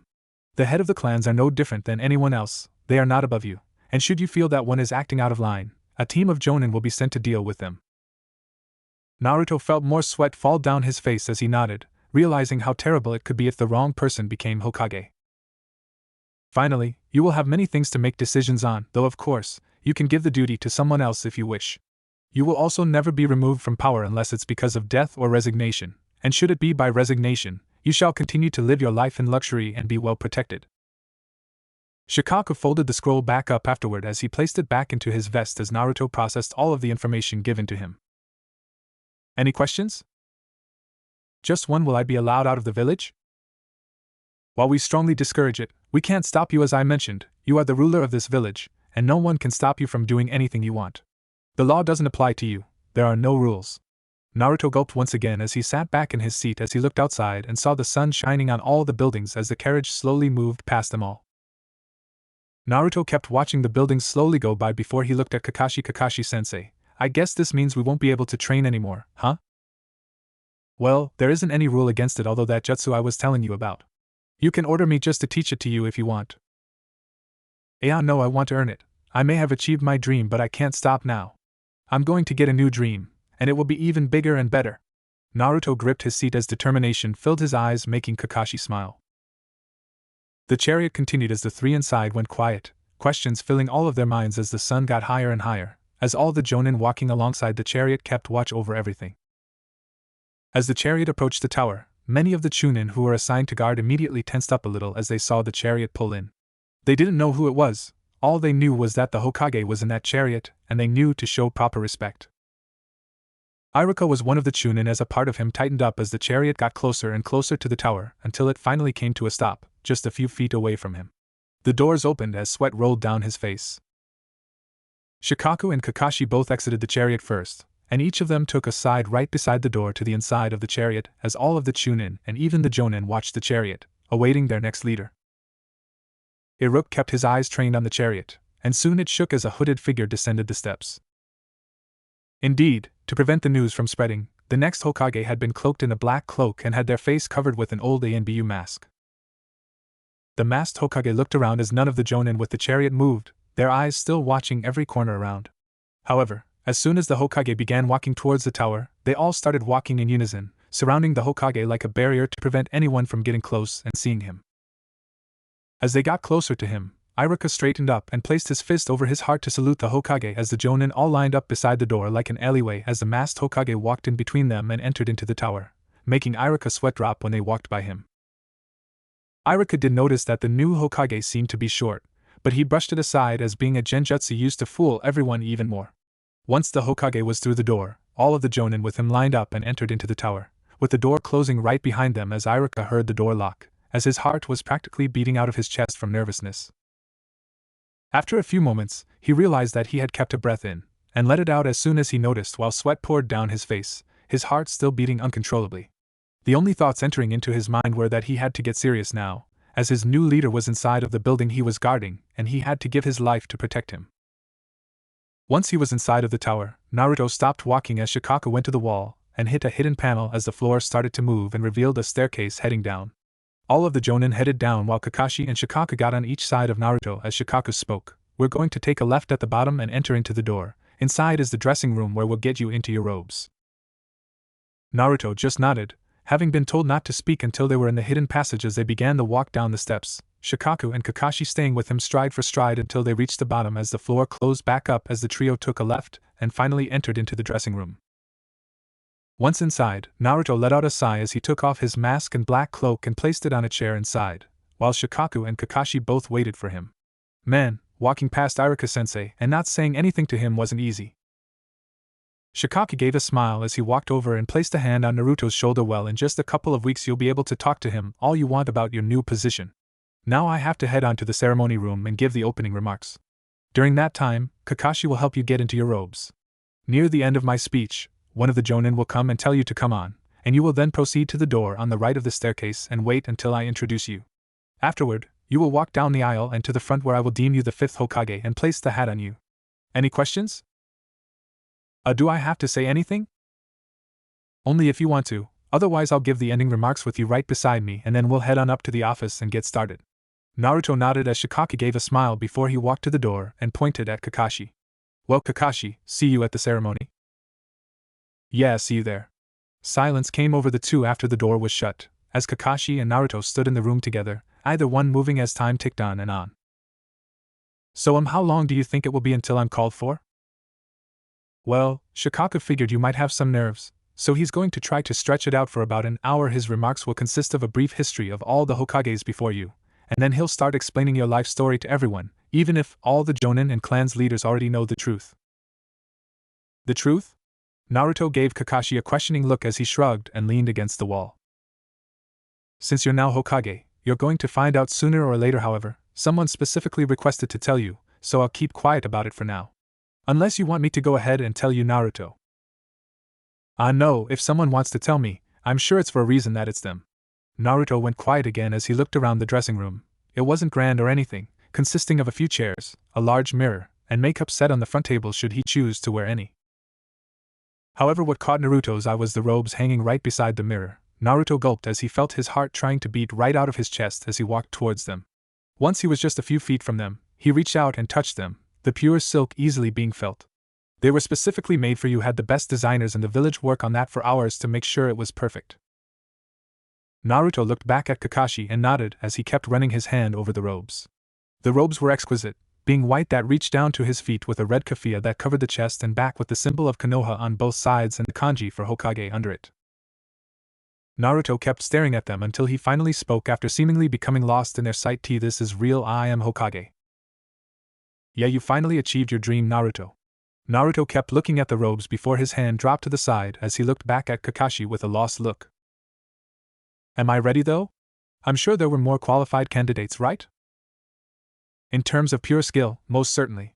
But you weren't chosen just based off of skill. You were chosen for many reasons. One is your personality, always looking on the positive side. Another is your knowledge. Despite your grades, you're smarter than you let on. You still need training, but you have the potential to become one of the strongest in the village. You also fully believe in the people of this village, and the village itself, and that in itself is a big reason you were chosen. I see, so in a way, it's because of what I can become, not because of who I am right now. I didn't say. No, it's fine. I know that was also one of the reasons, which is fine, because that shows how much they believe in me. Naruto gripped his hand as he looked at Kakashi with another look of determination. I swear, Kakashi-sensei, I'll be the best Hokage you've ever met, believe it. Hey, I hope so. My life is yours to command, after all, Hokage-sama. Naruto went red from embarrassment as he quickly swung his hands. Can you just call me Naruto, Kakashi-sensei? It feels weird if you call me Hokage. Kakashi let out a small laugh as he walked over to Naruto and nodded. Sure, though some of the others might find it weird if they hear the Hokage calling me sensei. Then I'll only do it when we're alone or with Sakura and Sasuke. Kakashi nodded as he looked over at the robes and motioned at them. Ready to put them on? Oh yeah, I guess I am. Kakashi walked over towards them as he instructed Naruto to undress down to his shirt and briefs. After taking off his orange sweatshirt, Naruto threw it onto one of the chairs as he undid the shorts he had on, and also threw them to the chair, leaving him in just his white shirt and underwear. Alright, first the robe. Naruto nodded as he closed his eyes with anticipation as Kakashi took the outfit off of the wall and placed the keffiyeh on the front table. He raised the robes as he draped it over Naruto, who stood perfectly still until it was on, and his head came out the top. Go ahead and put your arms through. Naruto nodded as he moved his arms around until he found the sleeves and placed them through until both were out. Once that was settled, Kakashi straightened out the robe some before picking the keffiyeh off of the table and putting it over Naruto's head, as he proceeded to straighten it out and make sure it was even. After making sure the robe was perfectly on, Kakashi patted Naruto on the shoulder, as he opened his eyes to take a look in the mirror. Naruto turned towards the mirror and was amazed to see himself in the actual Hokage robes, something he had dreamed about since he was a kid. He then finally looked down at the robes as he moved around in them. Wow, they do fit perfectly. Told you they would. Now, go ahead and take off your headband. Whenever you're wearing your robes, it's best to either hide it or not wear it at all. Since we have nothing to hide it with right now, go ahead and give it to me. Naruto nodded as he looked in the mirror and undid his headband before he gave it to Kakashi, who folded it up and placed it on the table. Now, the final piece. Naruto gave him a questioning look as Kakashi walked forward and stuck his hand into Naruto's robe pocket as he pulled out 2 white gloves. He motioned for Naruto's hands, which Naruto complied as Kakashi placed the gloves onto his hands, making sure they were firmly on each side as now his entire body but his face was covered in his new outfit. Comfortable? Yeah, very. This is really comfortable actually. Glad to hear. Never been good at dressing people, so I'm glad I did a decent job here. Naruto gave a small laugh as he kept looking at the robes until he looked at Kakashi. Hey, I was wondering something. What is it? Would it be alright if Iruka-sensei came in here? I know Shikaka-sensei said to wait until the public ceremony, but Naruto sighed as Kakashi just smirked as he nodded. Considering he was one of the few people to look out for you as you grew up, I don't see any problem with it. Hehe, thanks sensei. As the morning sun illuminated the area, Iruka continued to observe the many people who were looking at the tower from afar. Sure, they wouldn't be able to see anything thanks to the genjutsu placed on it, but a buzz was in the air around the village about the new Hokage after the entire area around the tower was closed off, causing many people to think that the new Hokage had been decided upon. Of course, not only had he been decided on, but he was about to be introduced to the village leaders, making Iruka highly vigilant as he watched every inch and corner, making sure nobody had somehow got around all the security. However, as he continued to watch, he jumped a little when he heard the door unlock as he immediately saluted, thinking the new Hokage was already done. However, when the door opened, Kakashi walked outside and closed the door behind him, making Iruka drop his salute. Kakashi? Iruka, I see everything is going well. Huh. Yeah, no problems that I can see so far. However, the fact you're out here means something's wrong, doesn't it? Actually no, everything is going according to plan so far, just have a request by the Hokage. Iruka tilted his head in confusion as Kakashi spoke. The Hokage wishes to meet with you, Iruka. What? Iruka was taken aback as Kakashi showed no signs of joking. Why? Well, you two know each other, and I'm guessing he wants to talk to you before his life is forever changed. We know each other? Kakashi nodded as he opened the door and stepped back. Well, since he called for you, you're technically his guest, so I'll lead you to where he is. But what about my post? No worries, someone will cover it for you after all. The Hokage overrides all previous orders you were given. Why, yeah, I know, Iruka gulped as he walked inside of the tower as Kakashi followed before closing the door and locking it back. Iruka felt his heart about to beat out of his chest as Kakashi lowered the stairs and led Iruka to the dressing room on the left, each step making him more and more nervous about who possibly was chosen as the fifth. Once the two of them reached the room, Kakashi made sure no one was following them as he opened it, and allowed Iruka to head inside. Once inside, Iruka noticed how nice and well kept the room was, not the most impressive but a nice dressing room. As Iruka scanned the room over, his eyes stopped when he locked eyes with the person standing in the middle of the room. Naruto? Hey, Iruka-sensei. Iruka raised an eyebrow as he took a step forward. What are you doing here? Isn't this where the Iruka's words caught in his mouth as he noticed what Naruto was wearing with the white robes, but he also noticed the symbol of the village and the Hokage kanji on his keffiyeh as he stopped in his tracks as his eyes moved back up to Naruto's face. Hokage Naruto, you. Naruto gave an embarrassed smile as he scratched the back of his head. Why, yeah, I'm the fifth Hokage, Iruka-sensei. Iruka kept staring at Naruto as his mouth slowly went agape as he looked back at Kakashi. Is he telling the truth? Yes, he is. Naruto, or rather the Hokage-sama, is telling the truth. Iruka's eyes went wide as his mouth opened even more as he looked back at Naruto, who was still smiling and rubbing the back of his head as he slowly walked over to him, each step making his heart beat faster and faster. Naruto, I can't believe it. I mean, Hokage. Iruka closed his mouth and gulped as he kept looking Naruto over. Naruto. Iruka felt a tear run down his face as he quickly wiped it off as he smiled at Naruto, who returned the smile with a smug grin. I told you, Iruka-sensei. I told you I would become Hokage. Yes, yes, you did. Iruka's smile grew even wider as he laid a hand on Naruto's shoulder. I am sorry for doubting you a few times, but you proved me wrong like you have so many other times in the past. Naruto nodded as he pumped his fists together as he spoke. I hope I'll keep proving you wrong, sensei. It's what I do best after all. I can't deny that you always prove me wrong, Nara Hokage-sama. Iruka felt more tears run down his face as he saluted to Naruto and bowed on one knee towards him as Naruto was still taken aback from the gesture but gave a confident smile as he nodded. Hehe, I'm glad to hear, sensei.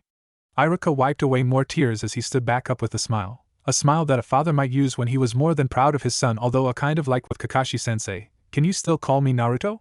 It's weird hearing anything else from you. Hey, guess I can't refuse an order from the Hokage, huh? Yeah, that's fine. Although I'm no longer above you, so from now on, be sure to call me Iruka. You are sure thing, Iruka-sensei. I mean Iruka. Iruka laughed as he patted Naruto on the shoulder once again. Well, practice makes perfect, I guess. The two of them shared a laugh before Iruka gave a confident look at Naruto. The people of this village might not accept you, Naruto. They never have, but I think that can change, and I think it will change. You've proven me wrong time and time again, now it's time to prove them wrong, alright? This is the last order you'll ever going to hear from me, which is to make this village believe in you. Naruto got a stern look as he nodded before smiling. Of course. I'll do it. I'll not only make them believe in me, but I'll also make sure no kid ever has to go through what I went through. Believe it as the final task assigned by you. I'll gladly do it, Iruka-sensei. Iruka nodded as a knock was heard on the door before an older woman opened it. Hokage-sama, it's almost time. Naruto nodded as he looked back at Iruka. Well, I guess it's time for my private ceremony. You want to come? Thanks, but I have a more important job right now, which is protecting you. I'll make sure that as long as I live, nothing ever hurts you, Naruto. That's my promise, not as a teacher, but as a friend. Then I promise this. I'll make sure that I'll lead this village into the best age of its lifetime so the kids you teach won't have to worry about the stuff we worry about. That's a promise as both a friend and as the Hokage. Hey, I'm glad to hear.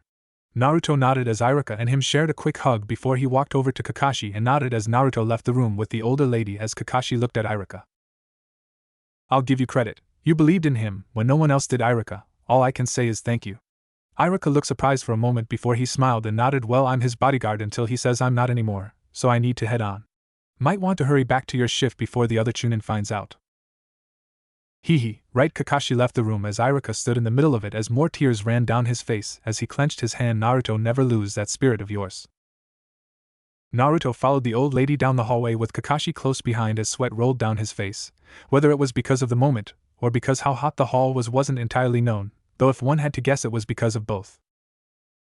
As the footsteps echoed throughout the hallway, the door to the ceremony room came into view when they rounded a corner, as the trio stopped right outside of it. The woman beckoned for Naruto to stand beside her, which when he did so, he was able to hear Shikaku on the other side of the door.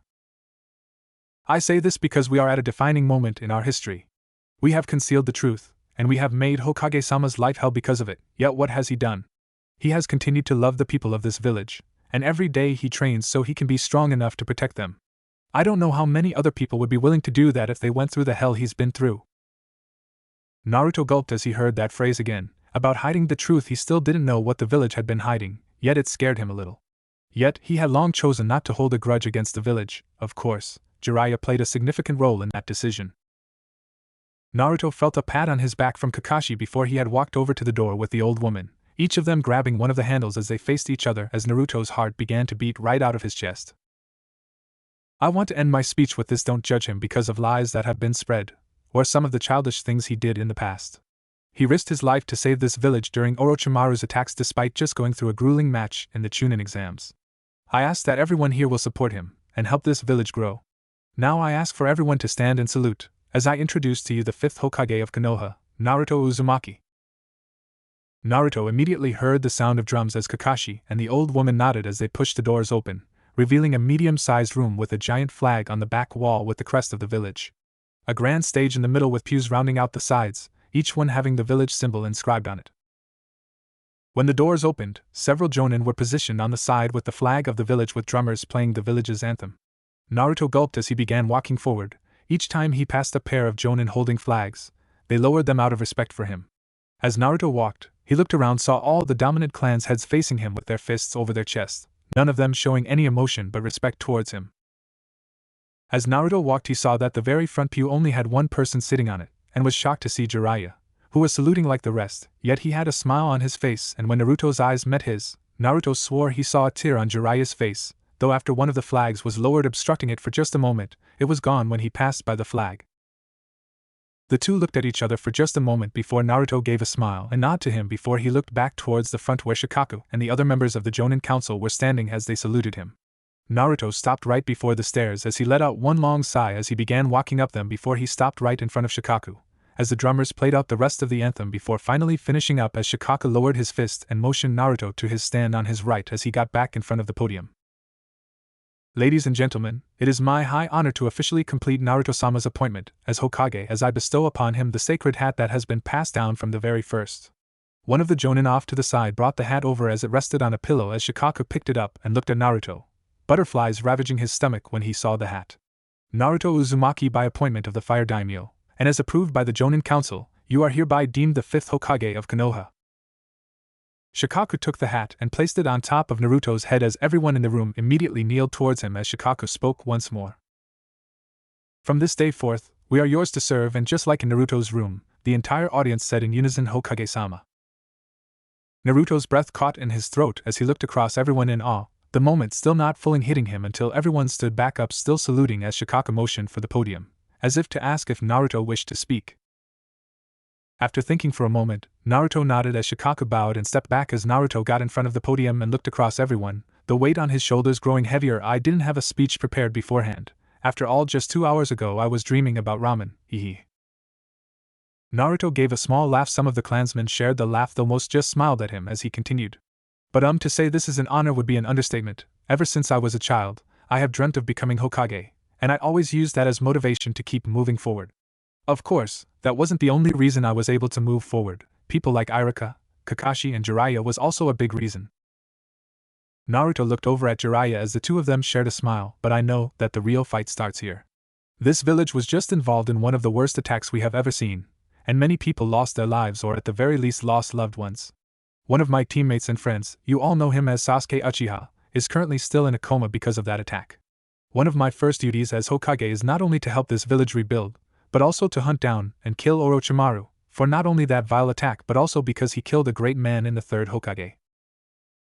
Everyone in the room lost their smile as they nodded and had severe and attentive looks plastered onto their face, the hate for Orochimaru surfacing. Speaking of the 3rd, I'm not him, I understand that. I'll never be as great of a leader as he was, nor will I ever be as strong as he was. Yet I'll do my best to fill his shoes, as I promise his memory will never be forgotten. Everyone nodded as some of the 3rd's family such as Asuma cast a downwards look as Naruto went to finish up. I asked that everyone here guides me, because if I try to do everything by myself, then it won't end well. This village is as powerful as it is, because we all work together, not because one man asserts his will. I'll be coming to everyone here for advice often, and I hope that you all are willing to give it to me. Most of the audience nodded as many were impressed by Naruto's sudden maturity, something he had never displayed to them before. I want to end this by asking a simple question. I know that many people were more qualified than I am, or may ever be. I want to ask, and also want to state that there will be no repercussions for speaking if anyone here feels that I am not ready for the job. Everyone looked at each other to see if anyone actually had any objections. It seemed there was none until I have something to say. Everyone in the room immediately became tense as an old man came out from one of the pews and stood in the middle of the room, directly facing Naruto as the Jonin and clansmen all went on guard, yet Naruto took a deep breath and nodded. I see, you may continue. Now I don't have any objections to you, Hokage-sama, yet I want to make sure you're going to do something the 3rd never did. That would be? Compensation. The 3rd ordered for my brother and his wife to be killed, leaving our clan without a true leader. We're already facing a crisis as our members are getting lower and lower every year.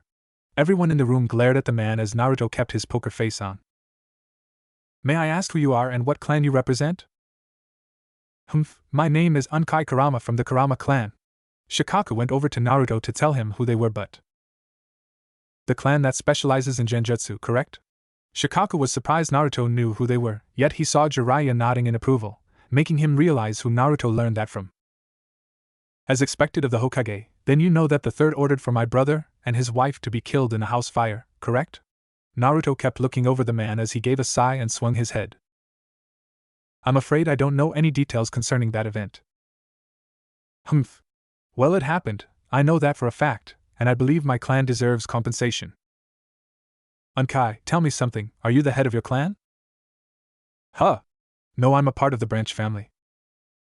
I see, then are you the representative of your clan, or is the clan's leader here? Unkai went silent for a moment as he looked back at the pew he was sitting on. No, I came as the escort for the clan leader. Then I ask for the clan leader to come out and speak, please. After a moment of silence, a young girl, not much older than Naruto, if not the same age, stepped out. Wearing a pink kimono and brown hair, she stopped beside her uncle as she looked at Naruto stone-faced. I'm assuming you're Yakumo Kurama. My father was the head of our clan until his death. I'm now the head of my clan with my uncle guiding me for now. Naruto nodded as he motioned for her to continue. I believe the third Hokage ordered for my parents to be killed, just as my uncle said. May I ask why you believe this? I overheard the third speaking, and he said that if I became too much of a threat, then he would order me to be killed. This is because of my powers thanks to my bloodline. Yes, I've learned that the most powerful members of your clan have a Kekkai Genkai so strong that it can make illusion a reality. That's correct. Naruto nodded as he noticed Kurenai with a semi-guilty look on her face, making him interested in the story behind it. Well, as I have told your uncle, I don't know the full events of what happened with your parents. But I want to state that I knew the third very well. He was one of my mentors growing up, and because of that I can't see him doing something as heinous as that. But, however, Naruto spoke on top of her as he gave a stern look. I also understand that tough decisions have to be made sometimes, and that nobody is perfect. We sometimes do things for the greater good, even if it means making sacrifices, so I can't say it didn't happen. So because of that, I want to apologize on behalf of the third and myself formally. Naruto did a small bow towards the two of them, as everyone was taken aback by the action, especially Yakumo. I will review what happened that night, and then I'll talk to you about any compensation that I believe is worthy. I know that nothing will ever bring your parents back, but I hope I can help ease the pain some. Yakumo was quiet for a minute before she wiped her face off as she did a bow to Naruto. Thank you, Hokage-sama. Naruto gave a smile and nodded as she straightened herself and went back to her pew to sit down. I hope this is satisfactory for now, Unkai. Unkai didn't say anything as he just turned and went back his seat as everyone kept their glares on him. Now, does anyone else have anything to say? Everyone looked around, and this time, they were even more sure they had no objections as Naruto let out a laugh. Then, I want to thank everyone here, and I officially turn it back over to Shikaku for the closing remarks. Everyone saluted when Naruto walked to the side as Shikaku took back over as he looked across everyone. I believe any fears we had about his maturity has been answered. I also don't believe any more has to be said, Hokage-sama. Every one of us here pledged to serve you. Everyone in the room saluted as Shikaku said one last thing. This concludes the ceremony for Naruto Uzumaki as the 5th Hokage of Konoha. Everyone let out a cheer as the drums began playing again as Shikaku led Naruto down the aisle as the flags were lowered once again when he walked by, as some of the clansmen either bowed towards him or reached their hands out as Naruto shook them, a bit overwhelmed by the moment as a goofy grin was plastered on his face. From the door though, Kakashi just watched, a smile present under his mask. Naruto, when Jiraiya said you had a hidden mature side, I didn't think it meant you could hold the presence that a Hokage would hold. This village is in safe hands under you. I hope the people around you lead you in the right direction. After shaking more hands than he ever thought he would and thanking everyone who bowed towards him, Naruto was finally guided out of the ceremony room by Shikaku as Kakashi joined them as the three headed back to the main floor. As they walked, the sounds of the ceremony room getting quieter and quieter, Shikaku looked back as he spoke. Hokage-sama, though not many things are planned today since we need to get you back out into the village so not to raise suspicion, we do have something major that needs to be heard. What is it? The village of Sunagakure has agreed to surrender for their involvement in the Chunin exams attack and has sent delegates over to discuss the surrender conditions. The delegates are currently being guarded at one of the local inns. Naruto gulped as he nodded, knowing that his first test as Hokage was already fast approaching him. I see. Do you know the basics of it? From what they've said, they will send monetary relief to assist in the reconstruction efforts, along with supplies for people who lost their homes. They will also release all our prisoners that they have taken over the years. Naruto nodded. That sounded pretty good. But that sounds a little too good. I know it's a surrender, but yes, I thought so as well, and it is a little too good to be true.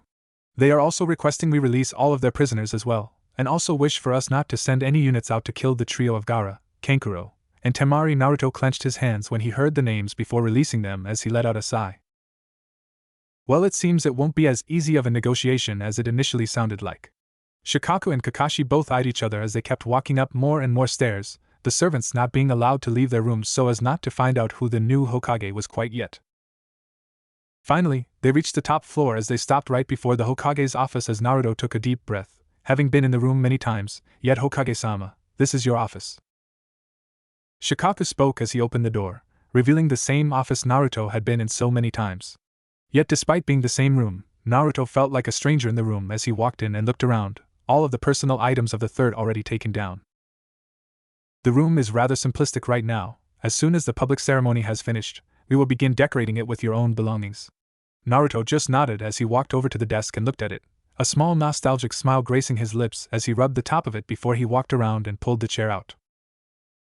He looked at for what felt like forever before sitting down in it, and pulling himself up to the desk as he leaned back, the room he had been in so many times seeming so much larger than it actually was.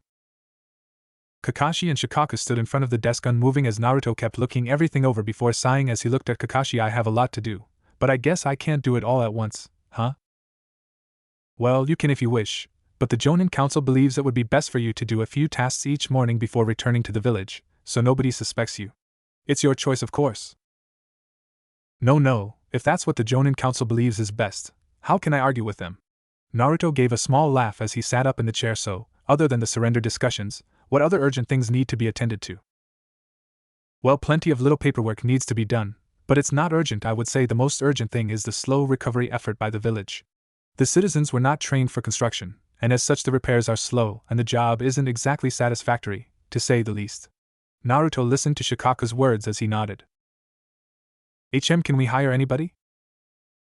We sent out a request, but the only offer came from a faraway village, and because of how long the travel would be, their rate is quite expensive. Naruto nodded as he looked down at the paper Shikaku laid on his desk as his eyes went wide at their asking price. Yeah, that's why Naruto couldn't count how much ramen he could buy with that much as he looked over the damage report, and what else needed to be done as he began to think. Kakashi, that mission we did, the one with Zabuza and Haku. We met a bridge builder, in the Land of Waves I believe? Yeah, his name was Tazuna. Naruto nodded as he leaned back in his chair. You think they would be willing to assist? He has quite a few workers under him, and I think they finished the bridge they were working on. Well, Kakashi looked at Shikaku, who handed another paper to Naruto. We sent out a request to them. However, it seems many mercenaries are still after their lives, specifically the bridge builder you mentioned. We don't exactly know why, but not only would we have to fund their projects here, but we would also have to fund a defense for them. Naruto looked it over and sighed as he began to think once again. Sensei always had a plan for this. Shikaku looked at Kakashi when Naruto said sensei, though Kakashi just shrugged. He always liked combining two missions so to make a greater reward, so why don't we try that? What do you mean? We'll have Suna pay for them, and they said they were going to give money for the reconstruction effort anyway. So we'll have them pay the bridge builders and also pay us to protect the builders. We don't lose anything, and we also can hurry up the reconstruction. That can work, but I don't know if they would agree to that. Well, it's called negotiations, isn't it? Besides, sensei hates playing mahjong against me because he says he can't read my expressions. So I won't show any emotion. I'll treat them like I treat a game of mahjong, serious and no emotion. Naruto had a goofy expression as he smiled as Kakashi and Shikaku looked at each other in confusion. Anyway, go ahead and have them come here. The longer we wait, the more impatient they might become. Understood. Shikaku saluted as he vanished in a puff of smoke as Naruto looked at Kakashi. Kakashi-sensei, inform Asuma-sensei to have his team on standby. How come? Because they're going to have some builders to escort. After Kakashi left, Naruto patiently waited in his office as he kept looking over the costs of everything as he tried to form plans in his head until a knock was heard on the door as Shikaku came in.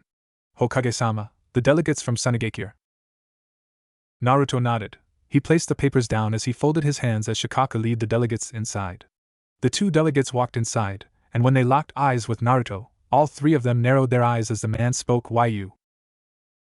Of all the people to delegate that request about you two and Gaara makes more sense now. The delegates were none other than Kankuro and Tamari, both of whom looked less than pleased to be there, but I'm surprised. Just two delegates?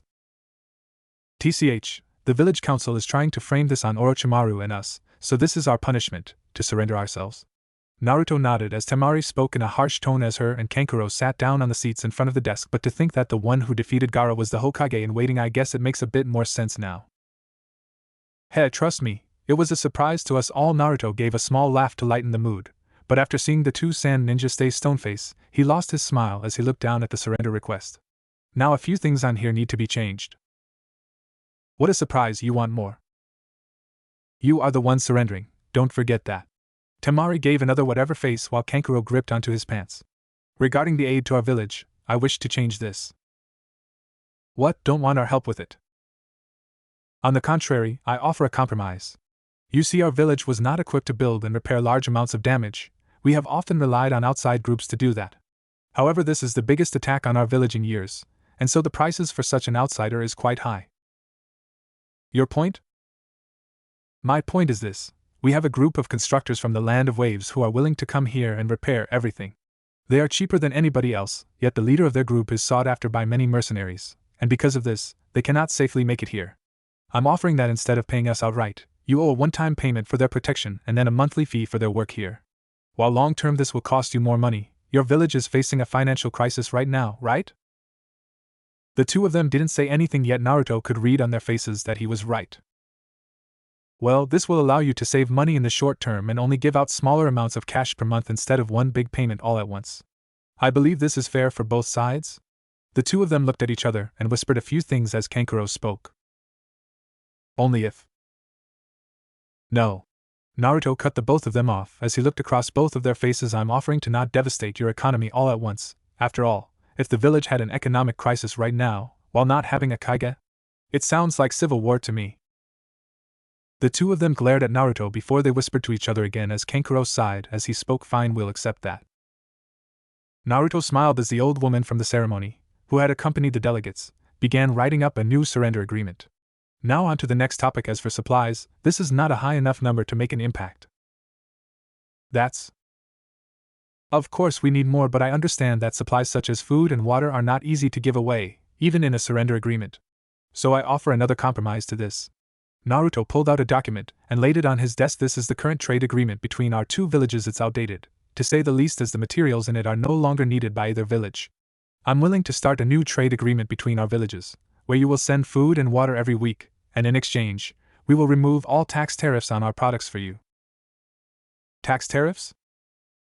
I was reading while I waited for you too, and found out that if another village wishes to buy items from us, they are required to pay a 25% tax. I'm willing to get rid of that for your village in exchange for food and water every week. This will allow your village to buy items from us that you may not normally find and not have to pay extra. Kankuro and Tamari both seemed surprised by this as they looked at each other. As Tamari spoke, what game are you playing? I thought you said we were the ones surrendering? You are, don't get me wrong, I'm not doing this out of the goodness of my heart. But our people need all the supplies they can get, and while a bunch of supplies all at once can help, a weekly supply of them will be even better. But to get that, I need to give up something, with that being the tariffs. Is this acceptable as well? This should offset the long-term effect of the builders, correct? Kankuro and Tamari whispered to each other once again before Kankuro spoke. Alright, that's fine. Naruto nodded as the old woman added the trade agreement terms to the surrender document. On to where things become a bit iffy. You wish to do a prisoner exchange, all of your prisoners for all of our prisoners, correct? Yeah. The problem with that is that we did take some prisoners during the Chunin exams attack. We will release all prisoners not involved in that attack, but anyone who was taken as a prisoner of war during the attack will stay with us. Agree? Kankuro went to speak, but Tamari beat him to the punch. This is the one thing the council wanted the most, was all of the prisoners released, including the ones involved in the attack. I see, so this is non-negotiable, is that what you're saying? Tamari nodded as Naruto sighed as he tried to think of something when another idea hit him. Then how about this? I will agree also to release the prisoners involved in the attack, but with a catch. Every one of the prisoners who we captured during the Chunin attack are never to be allowed back into Konoha, and should any of the shinobis from our village kill one of them outside of your walls, they cannot be held accountable. So what, are you going to kill them now? No, I'll put a week-long stoppage into place to where no one is allowed to have any hostilities with your village, including the prisoners. This should allow your prisoners to return home safely, and as long as they don't leave your village, they should remain safe. So basically, you're just making them prisoners in their own home. Well, you can look at it that way. Tamari and Kankuro spoke to each other once again as Kankuro retook the lead in the negotiations. Fine, we have to get those guys back. Above everything else, Naruto nodded as the prisoner exchange was added to the new agreement. The final piece is regarding the safety of you two along with Gaara. I have no problems with this, but only on one condition, like everything else, right? Naruto gave a small laugh as he leaned back in his chair with a smile. Well, I promise to be more generous with this one. I promise to adhere to this, but only if you three agree to a training agreement with us. Training agreement? Yes, all three of you are worthy challengers in battle, and I believe Konoha could benefit from learning from you three. Kankuro, you are a master with puppets and could help the young ones with chakra control. Tamari, you are excellent at long-range combat, something that many of our own are only novices with. Finally, regarding Gaara, I wish to get to know him better, if only because I sense something in him that I feel. What would we get out of the deal? Just our protection? Well, if that's all you want, Naruto gave a small laugh as he leaned up in his chair and placed his hands back onto the table. I'll pay all three of you if you agree to assist in training, and it will be fair payment as well. You'll also have access to the facilities that our own shinobi use, such as the local training grounds, and if you desire, I'll have an escort prepared for you every time you travel between our two villages.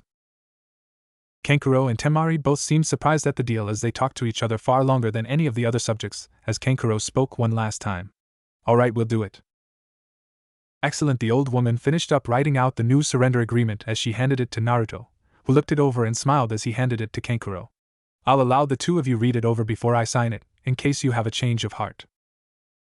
Kankuro and Tamari both looked over the paper, and after a few moments of hesitation, Kankuro laid the article on the desk as the two of them signed it, and handed it back to Naruto. Naruto smiled as he signed his first ever document as Hokage as he extended his hand. I'll send over a copy of this to your village, so it should already be there when you arrive back home. They both looked at the extended hand, though neither one returned the shake as Naruto let his hand fall back down to the desk. Kankuro just sighed as he began walking back, though Tamari just stood in front of Naruto before she started speaking. What game are you trying to play? That was too generous of a surrender agreement. We both got what we want to a degree, and I don't see. The problem is that it's a surrender agreement. Both sides aren't supposed to benefit from it. While it's true that Konoha is the winner in the deal, it still benefits Suna to a degree. Why is that? Tamari kept her stone-cold look on Naruto, who just gave a small laugh as he pushed himself up from his seat to meet her at eye level. While it's true that it was a surrender, and your village does have to owe us, it's also true that the people of your village were following orders, while the civilians weren't involved at all. While I could devastate your entire village by demanding everything, I know all too well how it feels to live on your own and to survive off the streets. I don't wish for anyone, not even a rival village, to go through that. At the same time, I also see Suna as a strong military power, and depending on the next Kazekage, I wish to ally in the future, so think of this as my olive branch for that. Tamari stared at Naruto directly in the eyes as she processed what had just said. A leader is only supposed to care about his own people, not anybody else. Was that how the fourth Kazekage was? Tamari bit down on her lip and didn't say anything as Naruto continued. Well, I feel that's how a lot of people might be, and while the people of Konoha come first, I'm not going to destroy another person's life just because of where they were raised. That's just me, though. Tamari kept looking at Naruto before she looked down with a confused look in her eye. How the hell did someone as soft as you become Hokage? She didn't say anything else as she turned and left with Kankuro, leaving just Naruto, Shikaku and the old woman in the room, though shortly after the woman left as well, her job of creating the new treaty being fulfilled. After a moment, Naruto let out a long sigh as he fell back into his chair with an exhausted look. Man, that was tense. I could feel my heart beating out of my chest. Shikaku looked at Naruto with surprise as he spoke. Well, I must say, I wasn't expecting that type of diplomacy right off the bat. Well, ever since I was young, Sensei has made me barter with shopkeepers and bartenders, so I'm kinda used to making deals. I just treated it like I dealt with them. Make it seem really good to them when it's actually much better for you. Well, I'm glad to hear that all that practice actually meant something in the end, because that is a fantastic agreement in my opinion. Naruto gave a sheepish smile along with a small laugh as he looked back over the papers. Kakashi is having Asuma prepare his team to guide the bridge builders from the land of waves to here. Shikaku, have Guy and Kurenai prepare their teams and then have the two of them report to me. Of course, Hokage-sama, though may I ask what for? The prisoner exchange. I'll have both of their teams go with Tamari and Kankuro, along with the Suna prisoners back to their village, and then I'll have them escort our own prisoners back, as I'm sure many of them are in no physical condition to fight. I see. I agree as well. They may be lacking in physical strength after so long, so an escort is needed. Plus, by guarding the delegates and their own prisoners, we can further extend that olive branch you were talking about with them. Yeah, that as well. Well, Naruto wasn't exactly thinking about it like that, he just thought it would be the reasonable thing to do. But hey, it all works out. One last thing, what are the other Jonin doing? Well, a few are on some low-level missions, but many of them are still guarding the village in case of a counterattack. I see. Well, have all the available Jonin, Chunin and Genin go around the village and start handing out food and water to the homeless, especially the women and children. Since Suna will be sending a weekly supply, we can afford to start digging into the rations a little bit. Shikaku saluted as Naruto signaled he may leave. After Shikaku vanished and Naruto was all alone, he let out one long sigh as he slumped in his chair. It's only been a few hours, and I'm already beat. I could go for some Ichiraku right now. Team Asuma. The early morning sun shone brightly as Shikamaru slumped in his chair, as the smell of food resonated from the kitchen of the restaurant he was in. Today was supposed to be his day off, yet all of a sudden, Asuma had come to his house and told him to meet up at their usual place. Despite taking forever to get out of bed and actually arrive, he still seemed to be the first one as the restaurant only had elderly people in it, many of whom would stay there all day if given a chance. As Shikamaru looked over the people inside with little interest, a voice popped him out of his wandering as someone sat in front of him. You too, huh? Shikamaru turned in his seat as Ino Yamanaka, one of his team members, had slouched down right in front of him, the sleep still not having left her eyes as she laid her head down on the table, wanting to return to the land of dreams. Yeah, it's a pain, calling us here on our day off. Did he tell you why? No, he just came to my door, woke me up and told me to meet here.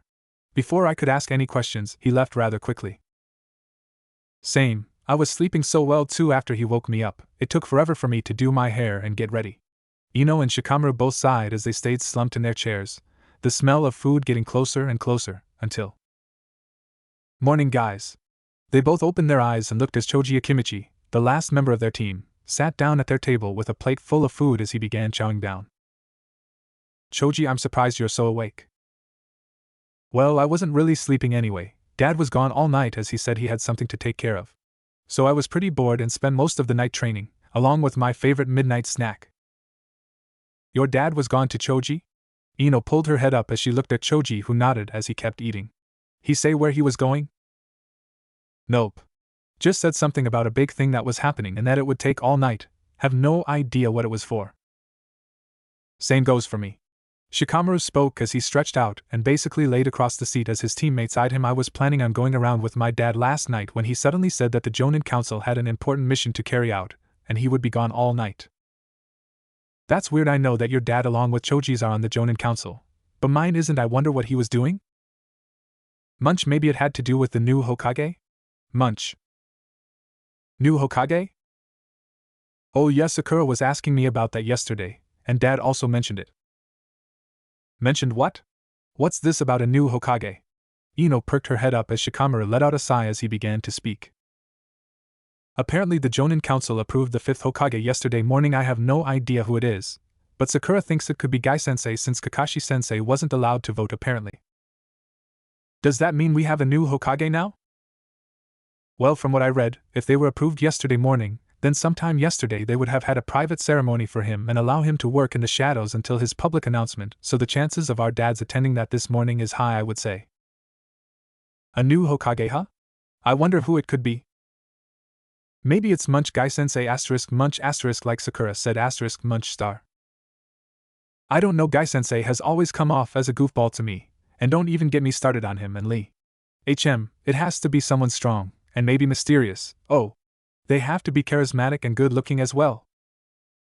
If you're trying to say it's Sasuke, then you're way off. No way would they ever promote a Genin to Hokage. I know that. While I think Sasuke is more than capable for the job, I think he wouldn't want it anyway. Well then, who do you think it is then? Obviously it has to be Kurenai-sensei. Kurenai? Yep. Think about it.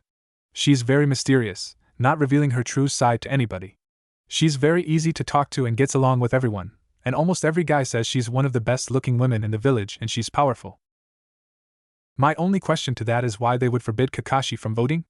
I don't think they're exactly all that close. If anybody, they would forbid not only Asuma-sensei, but Kurenai-sensei herself, don't you think? Maybe Kakashi-sensei was lying to throw off the scent. Well, I guess that's possible. Munch, I think it might Munch actually be Asuma-sensei himself. Munch, why else would he call us out here? Munch. Again, I highly doubt it. Like with Kurenai-sensei, they would ask both her and Asuma-sensei not to vote, while Kakashi-sensei wouldn't really matter.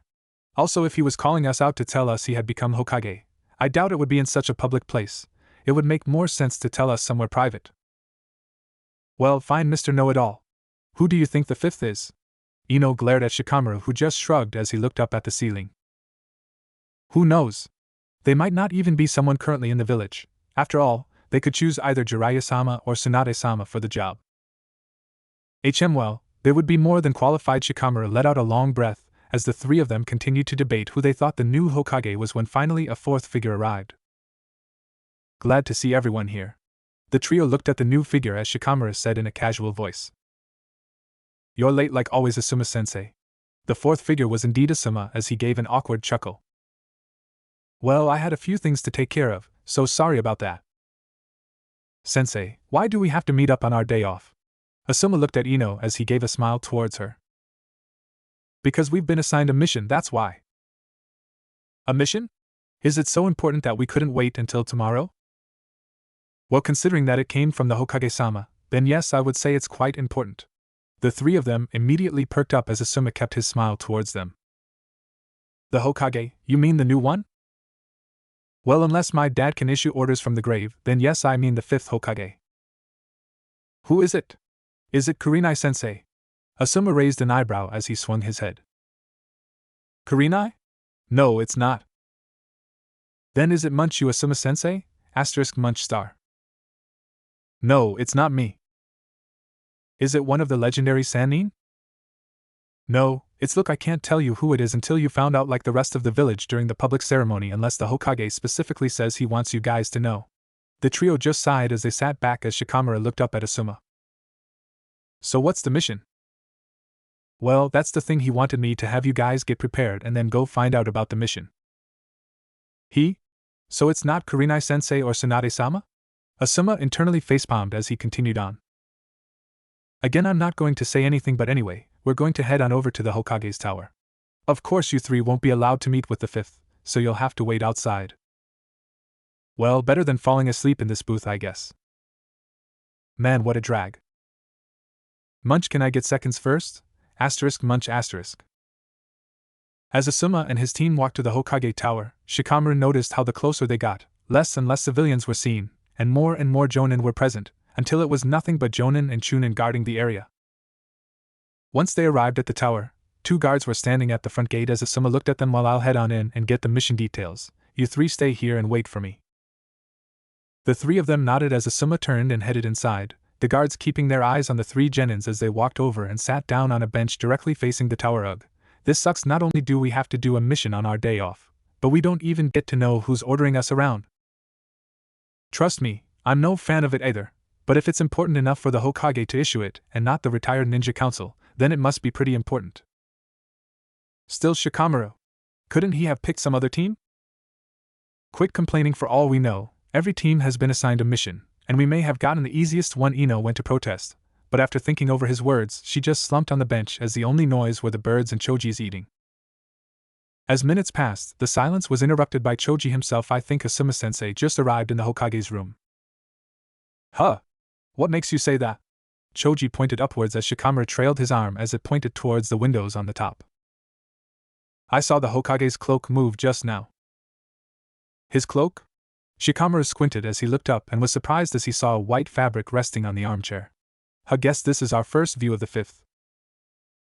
What? Where at? Ino jumped up as she looked up at the window, and when she saw the cloak she just sighed. Ah, that's nothing. I thought you meant we could see something. I mean, it's better than nothing. Ino sighed again as she went back to listening to the birds chirping as she looked over as she saw some eating some crumbs that were on the ground when an idea suddenly hit her. Wait. I know how we can find out who it is. What are you planning? Watch and learn, boys. Ino got up and walked over to the birds as Shikamaru and Choji just watched her. Choji, I have a feeling this won't end well. Oh, is that what that feeling is? I thought I might have eaten too many beans. Shikamaru ignored Choji's comments as Ino formed her hand sign. Ninja art, mind transfer jutsu. As soon as the words left Ino's mouth, Her body fell limp to the ground as one of the birds hopped forward and lifted its wing as if to wave at Shikamaru and Choji before it flew up towards the window. Now Hokage-sama, let's see who you are. Ino flew right up to the window and looked inside as she saw the backside of the Hokage along with Asuma. I see his robes are different, let's see. Asuma-sensei is looking over a piece of paper. The Hokage is nodding. Ino saw her big chance as the Hokage moved his head to the side, and when she flew a bit to see it, let's see who you are. Wait, what? Ino couldn't believe it. How could she? She thought she would be in for a surprise, sure, but she didn't expect this when she came to investigate. Of all the things it had to be. How is this possible? I mean, Asuma-sensei is there, but. Where's the Hokage? Indeed, though his robes were present, there appeared to be nothing under the hat as when she saw him turn his head, it was nothing but air, as if the outfit was moving on its own. This doesn't make sense. This is. It's called genjutsu. Ino internally shrieked as a hand wrapped around her, as she released herself from the bird and returned to her normal body, as she lifted herself up and looked at the window, where a member of the ANBU was holding the bird in its hand.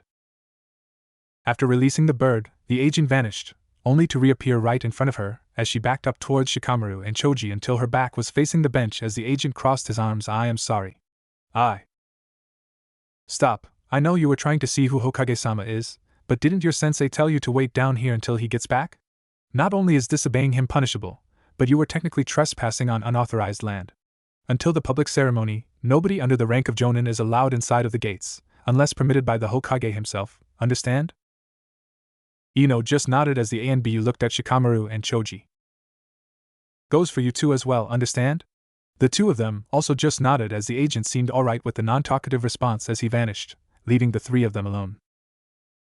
I didn't even sense him, how?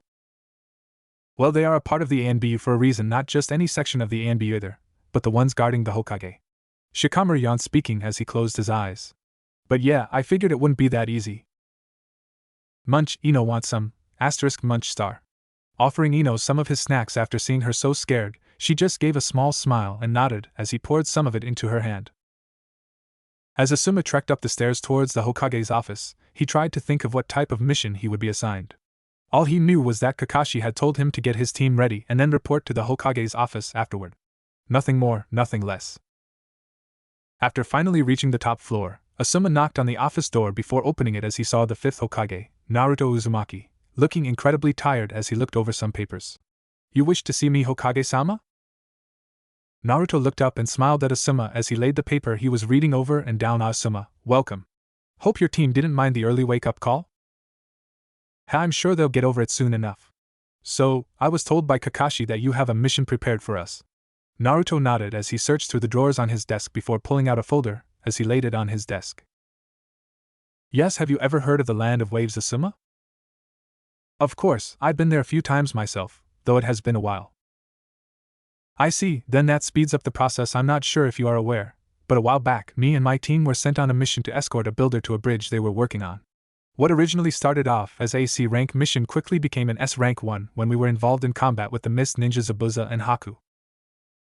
Yes, I know about that mission, and how Team 7 gained a lot of fame from it. If I'm not mistaken, Kakashi is the one who killed Zabuza while you took out Haku. I would say it was more of a team effort, but officially that is how it is worded. I say this because these same builders need to be escorted here to our village because they are to assist and hopefully speed up the recovery efforts from Orochimaru's attack.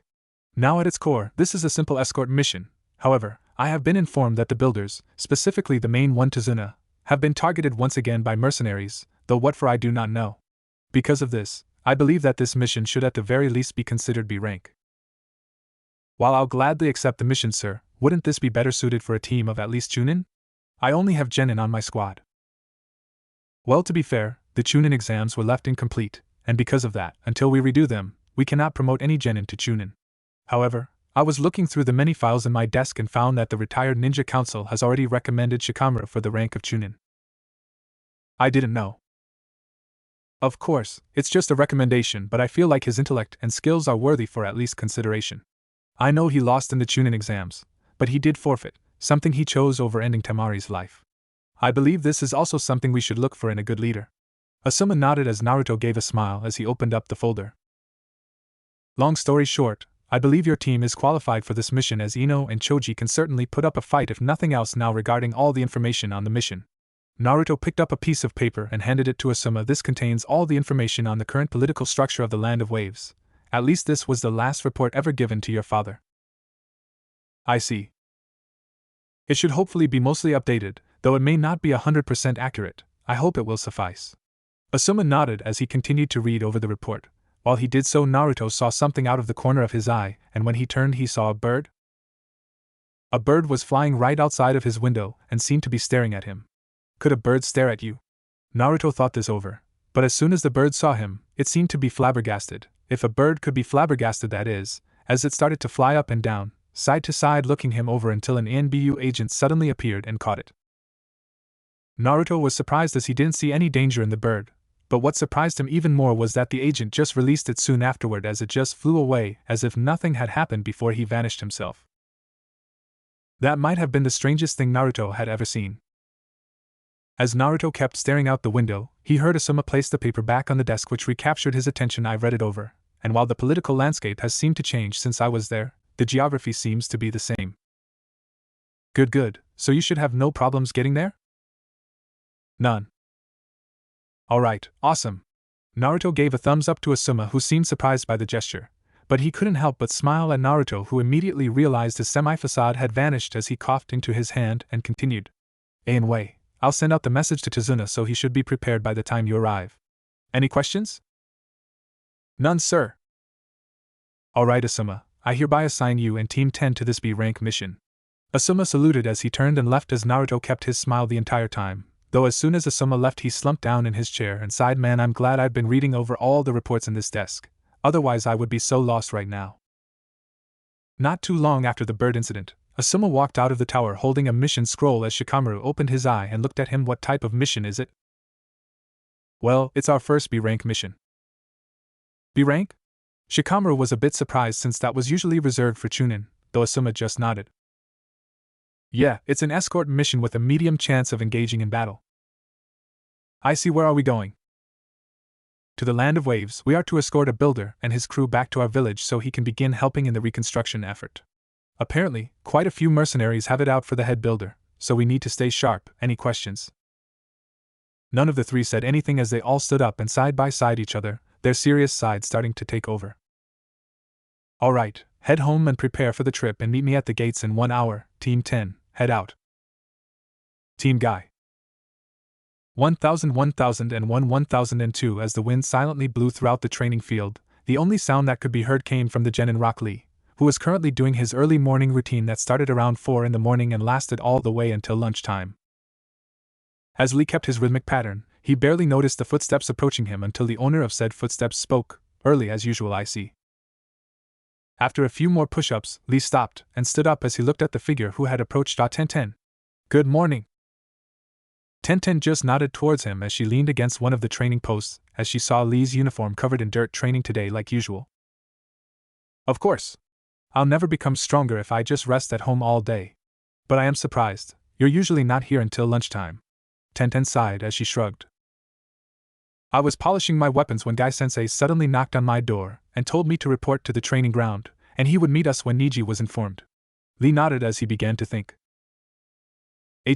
I wonder what Guy-sensei has prepared.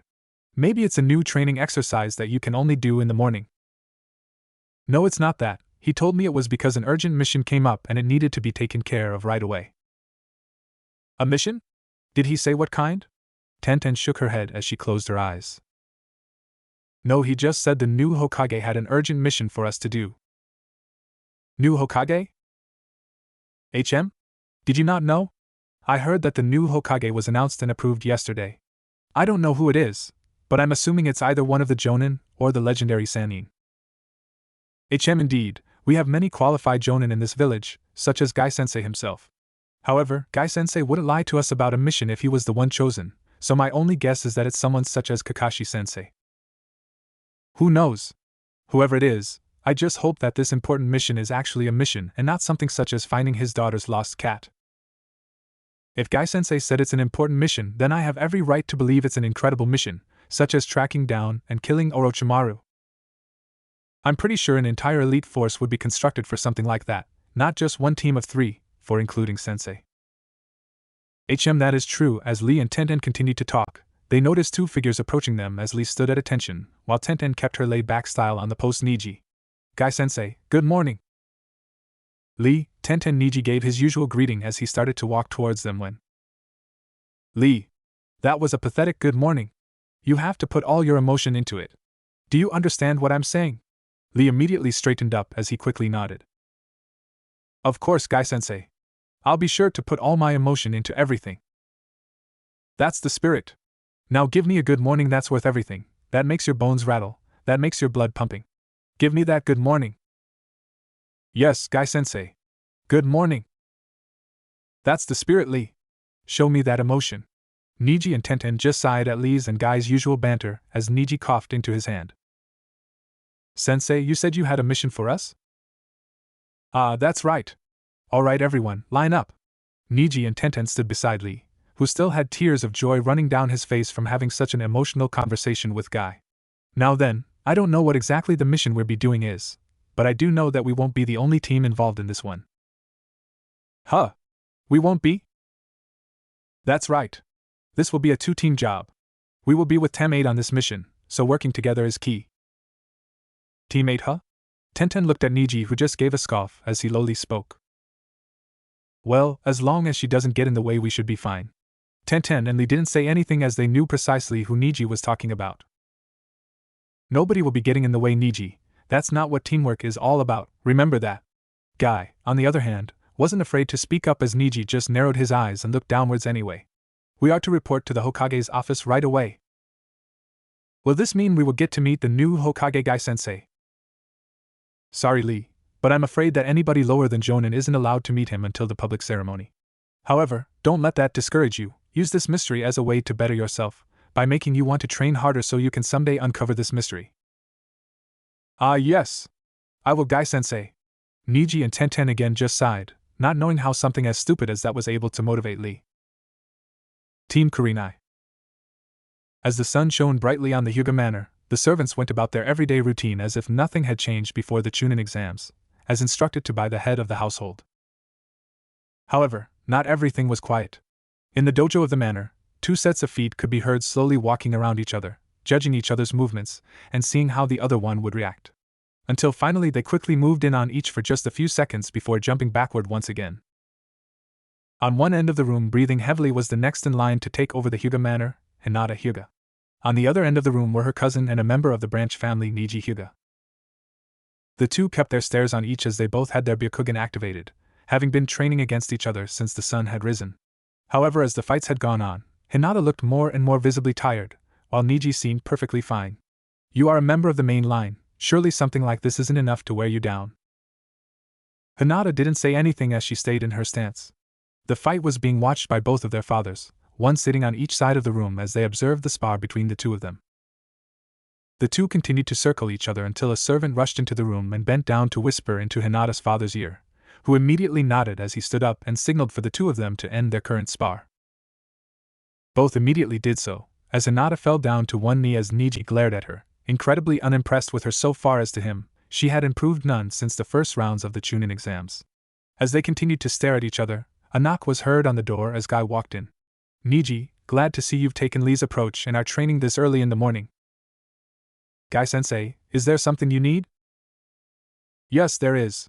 The Hokage has assigned us a mission, and as such we are to act on it immediately. Hinata ears perked up at the mention of the Hokage. She knew that her father and some other clansmen were told who the new Hokage was yesterday, yet despite being a part of the main family, it seemed no one told her specifically. I see. Have you already told Lee and Tenten? Well, I already went ahead and told Tenten, so she should be on her way to the training field as we speak. Lee, on the other hand, should already be there, continuing his regular morning exercise program. I see, then I suppose I'll head on as well. Well, you can just head on with me. After all, I have nowhere else to go now. Niji just nodded as he looked down at Hinata one last time and spoke. Take the time to actually improve yourself while I'm gone. Hinata didn't say anything as Niji left with Guy, leaving her along with her father and uncle, who both didn't say anything as they also left the room, leaving her by herself on her knee. She stayed there to collect her breath, and after a moment she just sighed as she pushed herself up and walked towards the door, only to stop when another knock came at it. She was initially confused, but soon the door opened as Hinata gave a confused but happy look to Kurenai-sensei. Hinata, I hope your morning has been pleasant so far? Kurenai walked into the dojo as she gave a loving smile to Hinata, who gave a small smile of her own. I suppose so. Why are you here, Kurenai-sensei? Well, we've been assigned a mission by the Hokage, one that apparently is quite urgent, so we are to report to him immediately for the details. To the Hokage? Kurenai gave a nod as Hinata looked at the ground for a moment before raising her head as Sensei, do you know who the Hokage is? Did they not tell you? Hinata shook her head, surprising Kurenai some since she was a part of the main family of the Hyuga clan, though as she thought about it, and who the Hokage was, she started to see why they maybe didn't tell her. I see. Well, I'm sure you're able to see who he is, along with everyone else during the public ceremony. Sensei, do you know who he is? Kurenai nodded, though with a bit of reluctance. Yes, I do. Then, can you tell me who it is? Well, no, I can't. I'm not allowed to tell anyone under the rank of Jonin who the Hokage is unless he specifically tells me to. Hinata just mouthed an "oh" as she looked back towards the ground, making Kurenai give a guilty look. But how about this? I'll ask him if you can meet him. Sound good? Really? Yep. Hinata gave a smile and a nod to Kurenai. She didn't know why exactly, but it felt like something was telling her she had to know who the Hokage was, but she couldn't place her finger on why exactly. Now, ready to head out? Why, yes. Hinata gave another smile as she walked with Kurenai out of the dojo, talking about a range of stuff from what type of mission she thought it might be to when the public ceremony would be. However, that conversation stopped when they reached the gates of her house. Hinata! Glad to see you're up early this morning. Huh? Kiba? Shino? Kiba Inuzuka and Shino Aburame, two of her teammates, were outside of her household gates. When did you guys? Oh, we came with Kurenai-sensei. Figured it would be better if we just tagged along with her to grab ya. Kiba gave a big smile, and soon a figure popped its head out from his jacket. Woof woof. See? Even Akamaru thought it was a good idea. Kiba patted Akamaru's head as Hinata kept staring before giving a small laugh. ICH, how are you today, Shino? Fine, thanks, a man. A few words like always. Hinata just smiled and nodded as Kurenai walked in front of them. Alright, you guys, let's head on over to the Hokage Tower. As the four of them walked together, the mood drastically morphing into one of goodwill and cheer, they talked about a variety of things from the new Hokage to the weather to even what each of them had for dinner the night before. However, as they all turned the corner, they all saw Team Guy waiting over by a bench, with Lee doing push-ups and Tenten and Niji sitting on the bench.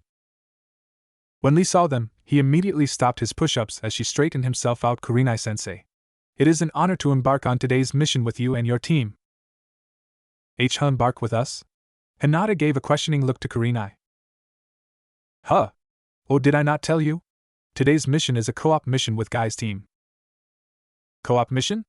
Hinata looked over at Team Guy when her eyes locked with Niji's, making her look downwards as he just gave a scoff towards her, which didn't go unnoticed by Kiba. Hey, you son of a bitch! Don't scoff at her like that, and she's your teammate after all. Niji opened his eyes and locked them with Kiba as he barely moved. She's my teammate is name only, as her skills on the battlefield would only serve to give me a handicap, though perhaps I can say that about your entire team.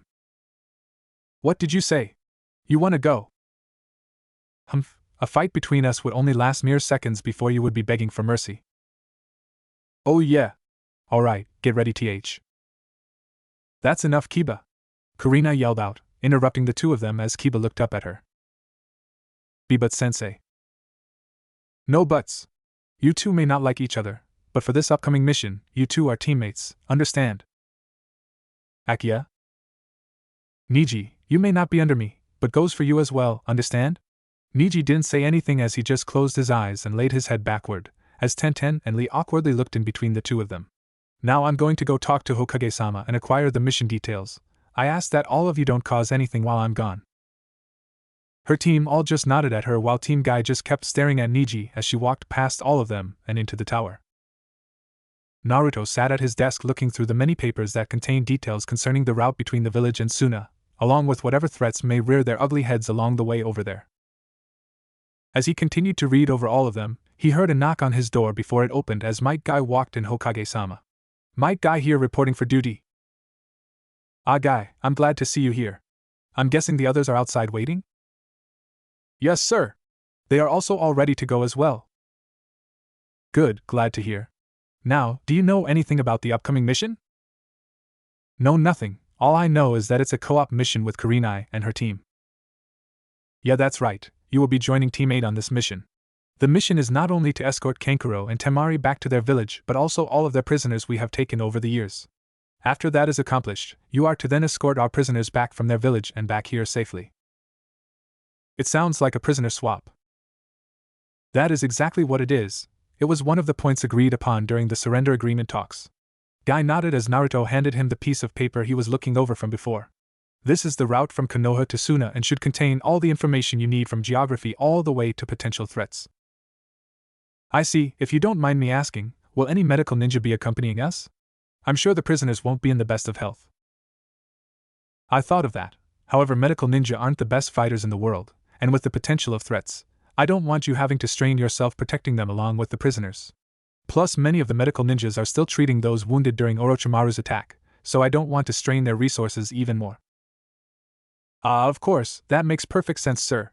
Guy held out his own thumbs up, causing Naruto to laugh as he returned the gesture, making the two of them lose their formal facade for just a moment, though it quickly returned when a knock was heard on the door before it opened. Hokage-sama, you wish to see me? Kurenai, I was just explaining to Guy here the details of the mission. I'm sure just like him you have your team prepared?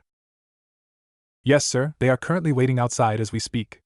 Naruto nodded as Guy handed her the piece of paper he was reading over as Naruto explained to her what the paper was. I see, so our mission is in the village of Shugakure? Yes, the mission is. Naruto explained the mission details to her, not changing anything from what he told Guy as she nodded and kept reading over the paper. Any questions? No, sir, well, none regarding the mission. HM? You have something unrelated to ask? Well, yes, but I don't wish to interrupt the mission briefing. Well, other than the rank, everything has been said. Though I should go ahead and do that, I am assigning this mission as a B rank mission as it has the potential of enemy ninja threats. If either of you objects, please speak it. No, sir, me and my team will carry it out wholeheartedly. Team Mike Guy always loves a challenge, and we are prepared to carry out this mission in style. Naruto gave a smile as he nodded as he signed the mission scroll and handed it to Guy. Now then, Guy, unless you have any questions, you can return to your team while I see what Kurenai needs. Guy nodded as he patted Kurenai on the back and left the room, leaving Naruto and Kurenai. So what's up? Well, as you know, other than the Jonin and clan's heads, nobody knows you are Hokage.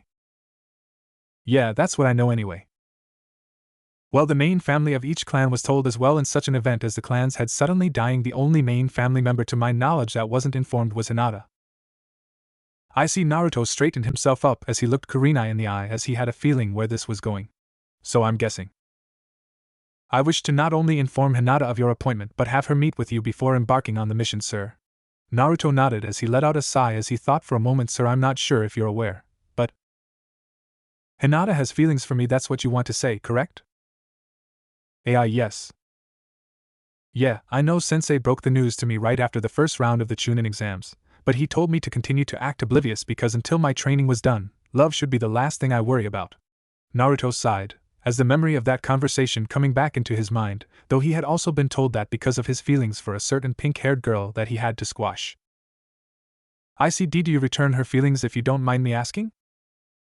Naruto shrugged as he pushed himself up from his desk and walked over to the window as he looked down, seeing the two teams on opposite sides of the streets as Guy was walking out of the building. Who knows? I had some feelings for someone, but at the same time it was more of a crush than anything. I've felt attracted to a lot of the girls around me, so who knows? I understand, sir. I have to remind myself that you are rather young. Well, it was rude of me to ask anyway about your private life. Huh? Oh no, I don't mind. But anyway, with that in mind, would it be alright to go ahead and tell her? Naruto thought for a moment as he went back to looking outside as he noticed that everyone was looking up at him, though it's not like they could see who he actually was thanks to the genjutsu, as his eyes locked with Hinata's, not like she would know they were locked, as he sighed. For the time being, no, mostly because you are about to embark on quite a dangerous mission, and I don't want her mind sidetracked on other things. Perhaps if the mission is done before the ceremony, I'll tell her, but not until then.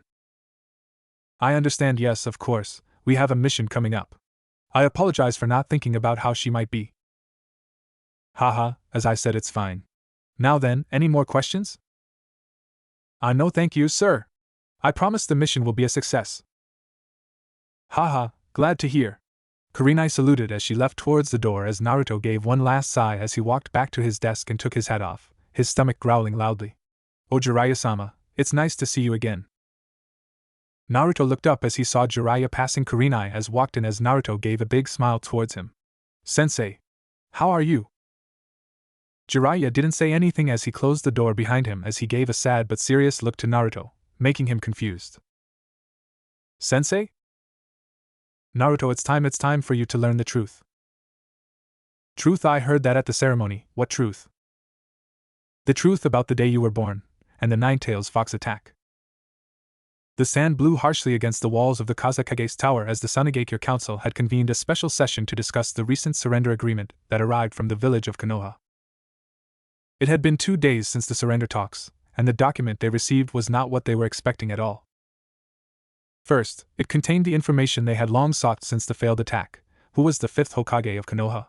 Many councilmen had assumed that one of the legendary Sannin would be chosen, while others had predicted that the copy ninja Kakashi or the man in the shadows, known as Danzo, would have been picked. So when they saw the name Naruto Uzumaki signed on the surrender agreement, many were shocked and confused. Surely this was a jest? While the name of Naruto Uzumaki was already quickly spreading throughout the village as he had defeated Gaara, the Jinchuriki of Sunigakure and one of their strongest ninja, they were sure that his age and apparent immaturity would have scared the Fire Daimyo from choosing him, and surely would have prevented the Jonin Council from approving of the decision. It seems that wasn't the case. For the entire council, Naruto Uzumaki was the ultimate wild card. While some councilmen saw him as a weak young man who had gotten lucky against Gaara, the others viewed him as someone whose real strength was unknown, which made them scared beyond belief. So without even taking a glance at the surrender agreement, the entire body erupted with discussion when it came to the Hokage.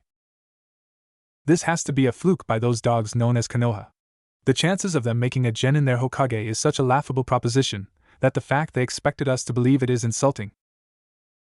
On the contrary, age is just a number in the end. Naruto Uzumaki may be young and may have the rank of genin, but that does not indicate one's true strength.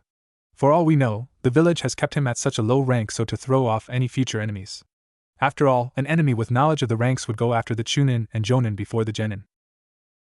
Come now, surely you don't expect them to think that far ahead, do you? Konoha has always survived on numbers alone. They aren't smart enough to actually think of a plan such as that. Thinking like that is what made the invasion a failure in the first place. We overlooked Konoha, especially since we sided with Orochimaru, which I remind you that as soon as we let our guard down around him, he struck down Kazakage-sama. The arguing among the councilmen escalated as they talked over each other, making their words unhearable and sound like gibberish. At the forefront of the table was the council head, an older retired Jonin who quietly listened to the arguments before he struck his cane against the table. That's enough. All of the councilmen quieted down and looked at him before they leaned back in their seats, knowing their arguments would have to wait. While we can argue all day about how or why the invasion failed, the truth of the matter is that this Naruto Uzumaki is now Konoha's Hokage. But sir, it could be. It's not a fake. Not only is the signature authentic, but our spies reported that the new Hokage came as a surprise to the Jonin of Konoha and that the Sannin Jiraiya has been seen frequently around the Hokage Tower the past few days. Considering that our spies reported that this Uzumaki was reportedly training under the Sannin, I believe we can believe that he is indeed the Hokage. The other councilmen looked at each other and scoffed as if they couldn't believe such a decision was reached.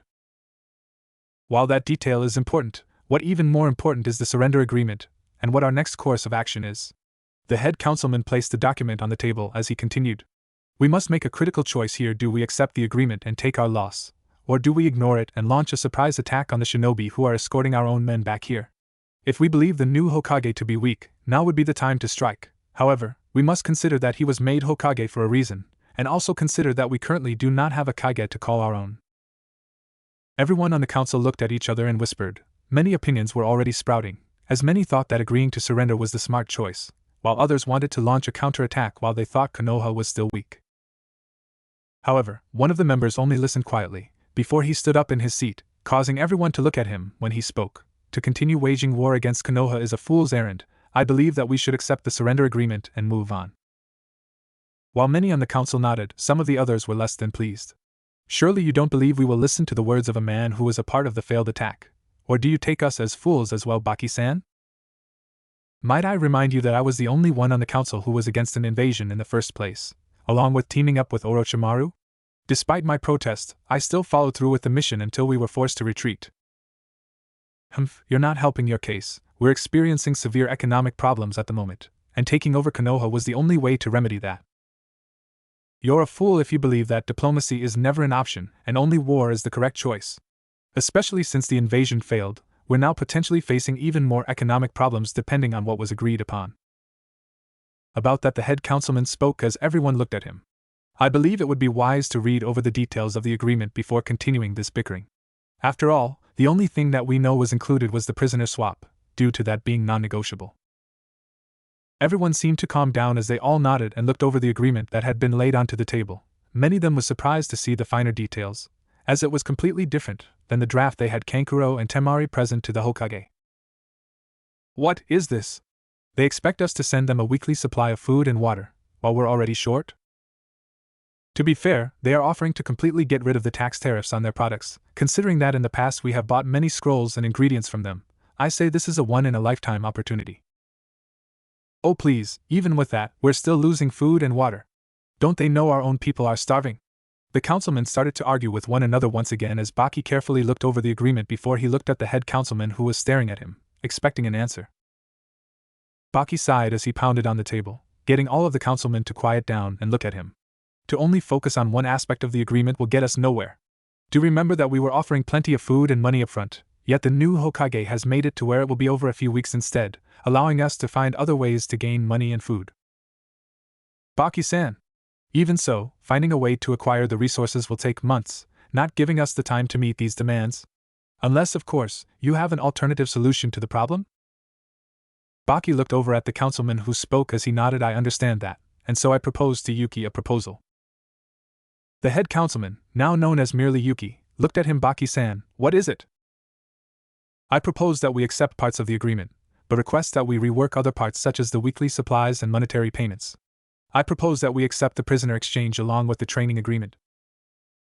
The head councilman nodded as he looked down at the agreement and sighed. While they may be willing to rework the trade agreement that was included, I worry about the monetary payments, mainly due to the fact they wish for us to pay builders they have requested so they assist in the repairs effort. That may be non-negotiable, especially if the young, inexperienced Hokage has already sent for him. Then I propose a meeting with the new Hokage. A meeting? Baki nodded as the entire council eyed him, no one making a sound as they waited for his explanation. While Tamari and Kankuro did an admirable job with the surrender agreement, I believe it was a mistake not to have one of our councilmen accompany them, since even though they signed the agreement, we still have to approve it. I propose we send a notice out to Konoha requesting a meeting between the Hokage and delegates from this very council to meet and approve a new surrender agreement. And who do we send? One of the councilmen jumped from their seat and looked Baki in the eyes as he yelled, everyone here has a different idea on how to handle this agreement. To entrust that decision with just one of us will alienate everyone else. The answer is obvious, we send the head councilman. Baki spoke as he looked over at the head councilman as he didn't speak, awaiting a response from the one who had risen in objection. While that could work, I believe it would be better for the Hokage to come here and meet with the entire council, after all. You're a fool! Baki yelled out as the councilman quieted down. Do you really expect that Konoha would allow for their Hokage to come here right after we tried to invade them? Not only that, we are the ones surrendering. It would be inappropriate not to go to their village for the talks. Also, when we voted for the head councilman, we did so knowing that he was in charge of the village in case of a vacancy of the Kazekage position, which currently we have one. The man didn't respond as he sat back in his seat, the entire council now quiet as they awaited the response for the head. Baki-san, you are the one who discovered we were betrayed by Orochimaru when you discovered Kazekage-sama's body. Yes, that's correct. And you were also the one who reported the incident to the council, which promptly made us surrender to Konoha. That is also correct. You could have acted on your own and attempted to hunt down Orochimaru on your own, however, because you decided to report to the council, you were able to convince the warmongering fools here that we needed to surrender. Some of the councilmen narrowed their eyes as he continued. Therefore, I believe that I can trust you on this one issue. Meaning? Meaning I will gladly evoke my temporary powers and head off to Konoha and discuss the other fine details of the surrender agreement, and see if we can reach some kind of compromise. Many on the council wanted to object, yet they knew they lacked the power to do so, as the only one who could overrule the head of the council was the Kazekage, who was no longer among the realm of the living. I see. Shall I prepare a carrier pigeon? Indeed, inform the Hokage that I shall accompany the Konoha shinobi back to their village when they arrive here. Also, inform them that we agreed to most of the agreement but wish for certain changes. Alright, will do. The head councilman nodded as he raised himself as he stuck his hand and spoke. This concludes the current meeting, you all are adjourned. 2 days ago, Team Asuma. He's the one who told us to meet here in an hour. Don't remind me, it's a drag, but what else can we do? Munch, it's a good thing I packed extra. Team 10 was sitting by the gate to the village, the guardsmen looking at them in confusion as they awaited for Asuma to show up. It had been over 2 hours since he sent them off, even though he had told them to meet within just 1 hour of receiving the mission details. Oh, this sucks. Shikamaru, you should go try to find him. Are you crazy? By the time I'll return, he'll probably already be here, which would just delay the mission even more. Besides, it would be a real pain to search all over this village for him anyway. If you're so impatient, why don't you search for him? Are you crazy? I wouldn't know where to look for him like you. Well then, quiet down, you're giving me a headache. As Shikamaru and Ino argued with each other, and Choji quietly ate his food, they were soon interrupted as Asuma could be seen walking towards them, a smile. Sorry for being a little late, guys, had a few errands to run. Shikamaru and Ino both just glared at him, which made him give a small laugh. Hey, relax, just making sure everything was in order before he left. Like what? Getting one last shot of drinks in? Ino placed her hand on her hips and stared at Asuma, who held his hands up as he laughed. Hey, nothing like that, just some personal things, that's all. Shikamaru and Ino both kept their glares on him as he continued. Anyway, as you all know, our mission is in the Land of Waves, where we are to escort a builder and his crew back to the village. It will be about a 2-day trip, and there's a small chance we'll encounter some enemies, although we're more than likely safe until we acquire the builder. The three of them nodded, though Shikamaru and Ino still looked less than pleased, though Shikamaru was slowly losing interest in being mad at him. Any questions? Yeah, actually, Shikamaru spoke up as he placed his hands in his pockets and leaned against the gate. I know that the last time the Land of Waves was involved in a mission, the missing nin Zabuza and Haku were involved. While I know they were both killed, what are the chances we find other missing nin? That I can't answer. The only details are that mercenaries are after the head builder. Whether or not it's missing nin or run-of-the-mill bandits is currently unknown. Of course, we will prepare as if it is missing nin, just in case of a worst-case scenario. Shikamaru nodded as it was Ino's turn to speak. Speaking of that mission, the ones who killed Zabuza and Haku was Team 7, right? Yeah, that's right. I see. Ino seemed to think more a moment before sighing. Oh, I bet Sasuke killed both of them and saved the day, didn't he? Shikamaru sighed as even Choji seemed a little annoyed, yet Asuma shook his head. No, not even close. Zabuza was killed by Kakashi, while Haku was killed by Naruto. Huh? Naruto-kun? Ino seemed surprised, to say the least, as even Shikamaru and Choji raised an eyebrow. Are you sure it wasn't Sasuke? Positive. Only reason it wasn't made public was, well, that's confidential. It was an obvious answer. It wasn't made public thanks to pressure from Jiraiya, so to avoid the village believing Naruto was getting stronger. Of course, that plan went out the window during the invasion when it was known Naruto defeated Gaara, though to the surprise of many it seemed many of the villagers were grateful towards him. Confidential? Then why are you telling us, sensei? Ino tilted her head in confusion as Asuma stared her down.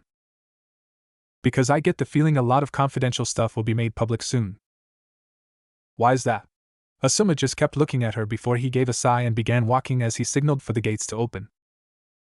Let's go, guys. Huh? But Sensei Ino's words trailed off as the gates opened as Asuma began walking through them. Come on, time's a-wasting after all. Don't want to be late. Be late? You're the one who was late, Sensei. Ino yelled out as she followed behind, along with Choji, yet Shikamaru kept his stare on Asuma as thoughts ran through his mind. I wonder, that information that's been confidential but won't be for much longer, why is that? Not only that, but Asuma-sensei seemed to imply it was all about Naruto. I wonder if the reason that district with Ichiraku was shut down yesterday was because… Hey Shikamaru, come on! Shikamaru lost his train of thought as he looked up as Asuma was waving him over, as he just nodded. If that is the case, then this is interesting. If anything, it does make me worry about Sasuke though, especially when he finds out. Shikamaru kept thinking to himself as he ran over to his team before they began their journey towards the Land of Waves, questions aplenty running through his head. Team 10 continued on their journey. Hours had passed since they left the village as not many words were said amongst each other. Ino was still wondering why the results of Team 7 was kept hidden, Asuma was hoping no more questions would be asked, and Choji was busy eating to keep his energy up. However, Shikamaru was running through various situations in his head about a possible worst-case scenario with Sasuke, especially if his hypothesis was proven to be correct. However, as his thoughts ran through his head, he suddenly sensed something along with the rest of his team as they all stopped, Asuma taking the lead as he scanned over the area. Something's here. All of them stopped in place as they scanned the area, knowing an unknown chakra presence was nearby until. There! Asuma yelled out as he threw a kunai at a tree branch below them, only for it to be slapped away by some invisible force. Asuma narrowed his eyes as he jumped to another tree branch below as Team 10 followed him. Show yourself. For a moment nothing happened, yet finally, on the branch in front of them, a ghostly figure began to come into view until eventually, they all could see it. The figure was dressed in old samurai wear, with its entire body wrapped in bandages, including all of its face. It wore an old straw hat with an unknown symbol on it. The figure didn't move or say anything as it stared at them, nobody making a move. As seconds flew by, the figure raised its hand and pointed at them, making the team prepare for a counter-attack. Are you shinobi from Konoha? The figure had a deep ghostly voice, making all of them tense as Asuma replied, Who's asking? I believe it's proper to answer my question before asking any of your own. However, I suppose I shouldn't expect ninja to know proper manners. The figure lowered its hand as it turned fully towards them. My name is Shala, a samurai who has no home. Shala? Do you know who that is, sensei? Asuma looked back at Ino as he nodded. Yeah, he's a wanted criminal in several countries for assassinations. Come now, Shala talked in a displeased tone as if he felt disrespected. I am a mercenary by trade. Nothing is wrong with my craft. In fact, I am no different than you ninja. The only real difference is that the politics of your village control you while I live a free life. We don't go around killing innocent people for money as you do, that's the difference between us. Shala snorted as he walked across the branch to the base of the tree. Nobody in this world is truly innocent, we all have committed sins, and thus we all eventually die because of those sins. I'm just speeding the process up for many of them. Shala reached inside his cloak and pulled out a piece of paper. Judging by the way you're going, you're heading towards the land of waves, aren't you? I don't have to answer that. Of course, then let me ask a different question. Are you going there because of the bridge builder Suna? Asuma tensed up, which didn't go unnoticed by Shala. I see. May I ask what business you have with him? That's confidential. I see. Well, whatever it is, I ask that you stay out of my way. I have my own business to take care of concerning him, and I don't need ninja like you getting in my way. So, you're one of the mercenaries out for his life? Humph, I should be the only mercenary that's left. Asuma raised an eyebrow as Shala snapped his fingers, as suddenly the world around them shifted until. What? Suddenly all around them were the dead bodies of several men, many of them wanted criminals that Asuma recognized. These are all the men that have come searching for the bridge builder, and every single of them have been struck down by my sword, no matter how many allies they brought with them. Asuma clenched his teeth as he readied his weapons, as the rest of Team 10 did the same. So even with this image you'll be willing to get in my way? Humph, we're ninja of Konoha who has been assigned a mission. We're not going to let some criminal stop us from accomplishing that. Your loyalty will be the end of you. Shala unsheathed his sword and aimed it at them, as immediately Asuma could feel it. That sword has chakra embodied in it. I have to be careful around it. Everyone got into battle positions, but before they could attack, Shala spoke back up. HM4 on 1 doesn't seem quite fair to me. Let's even things up.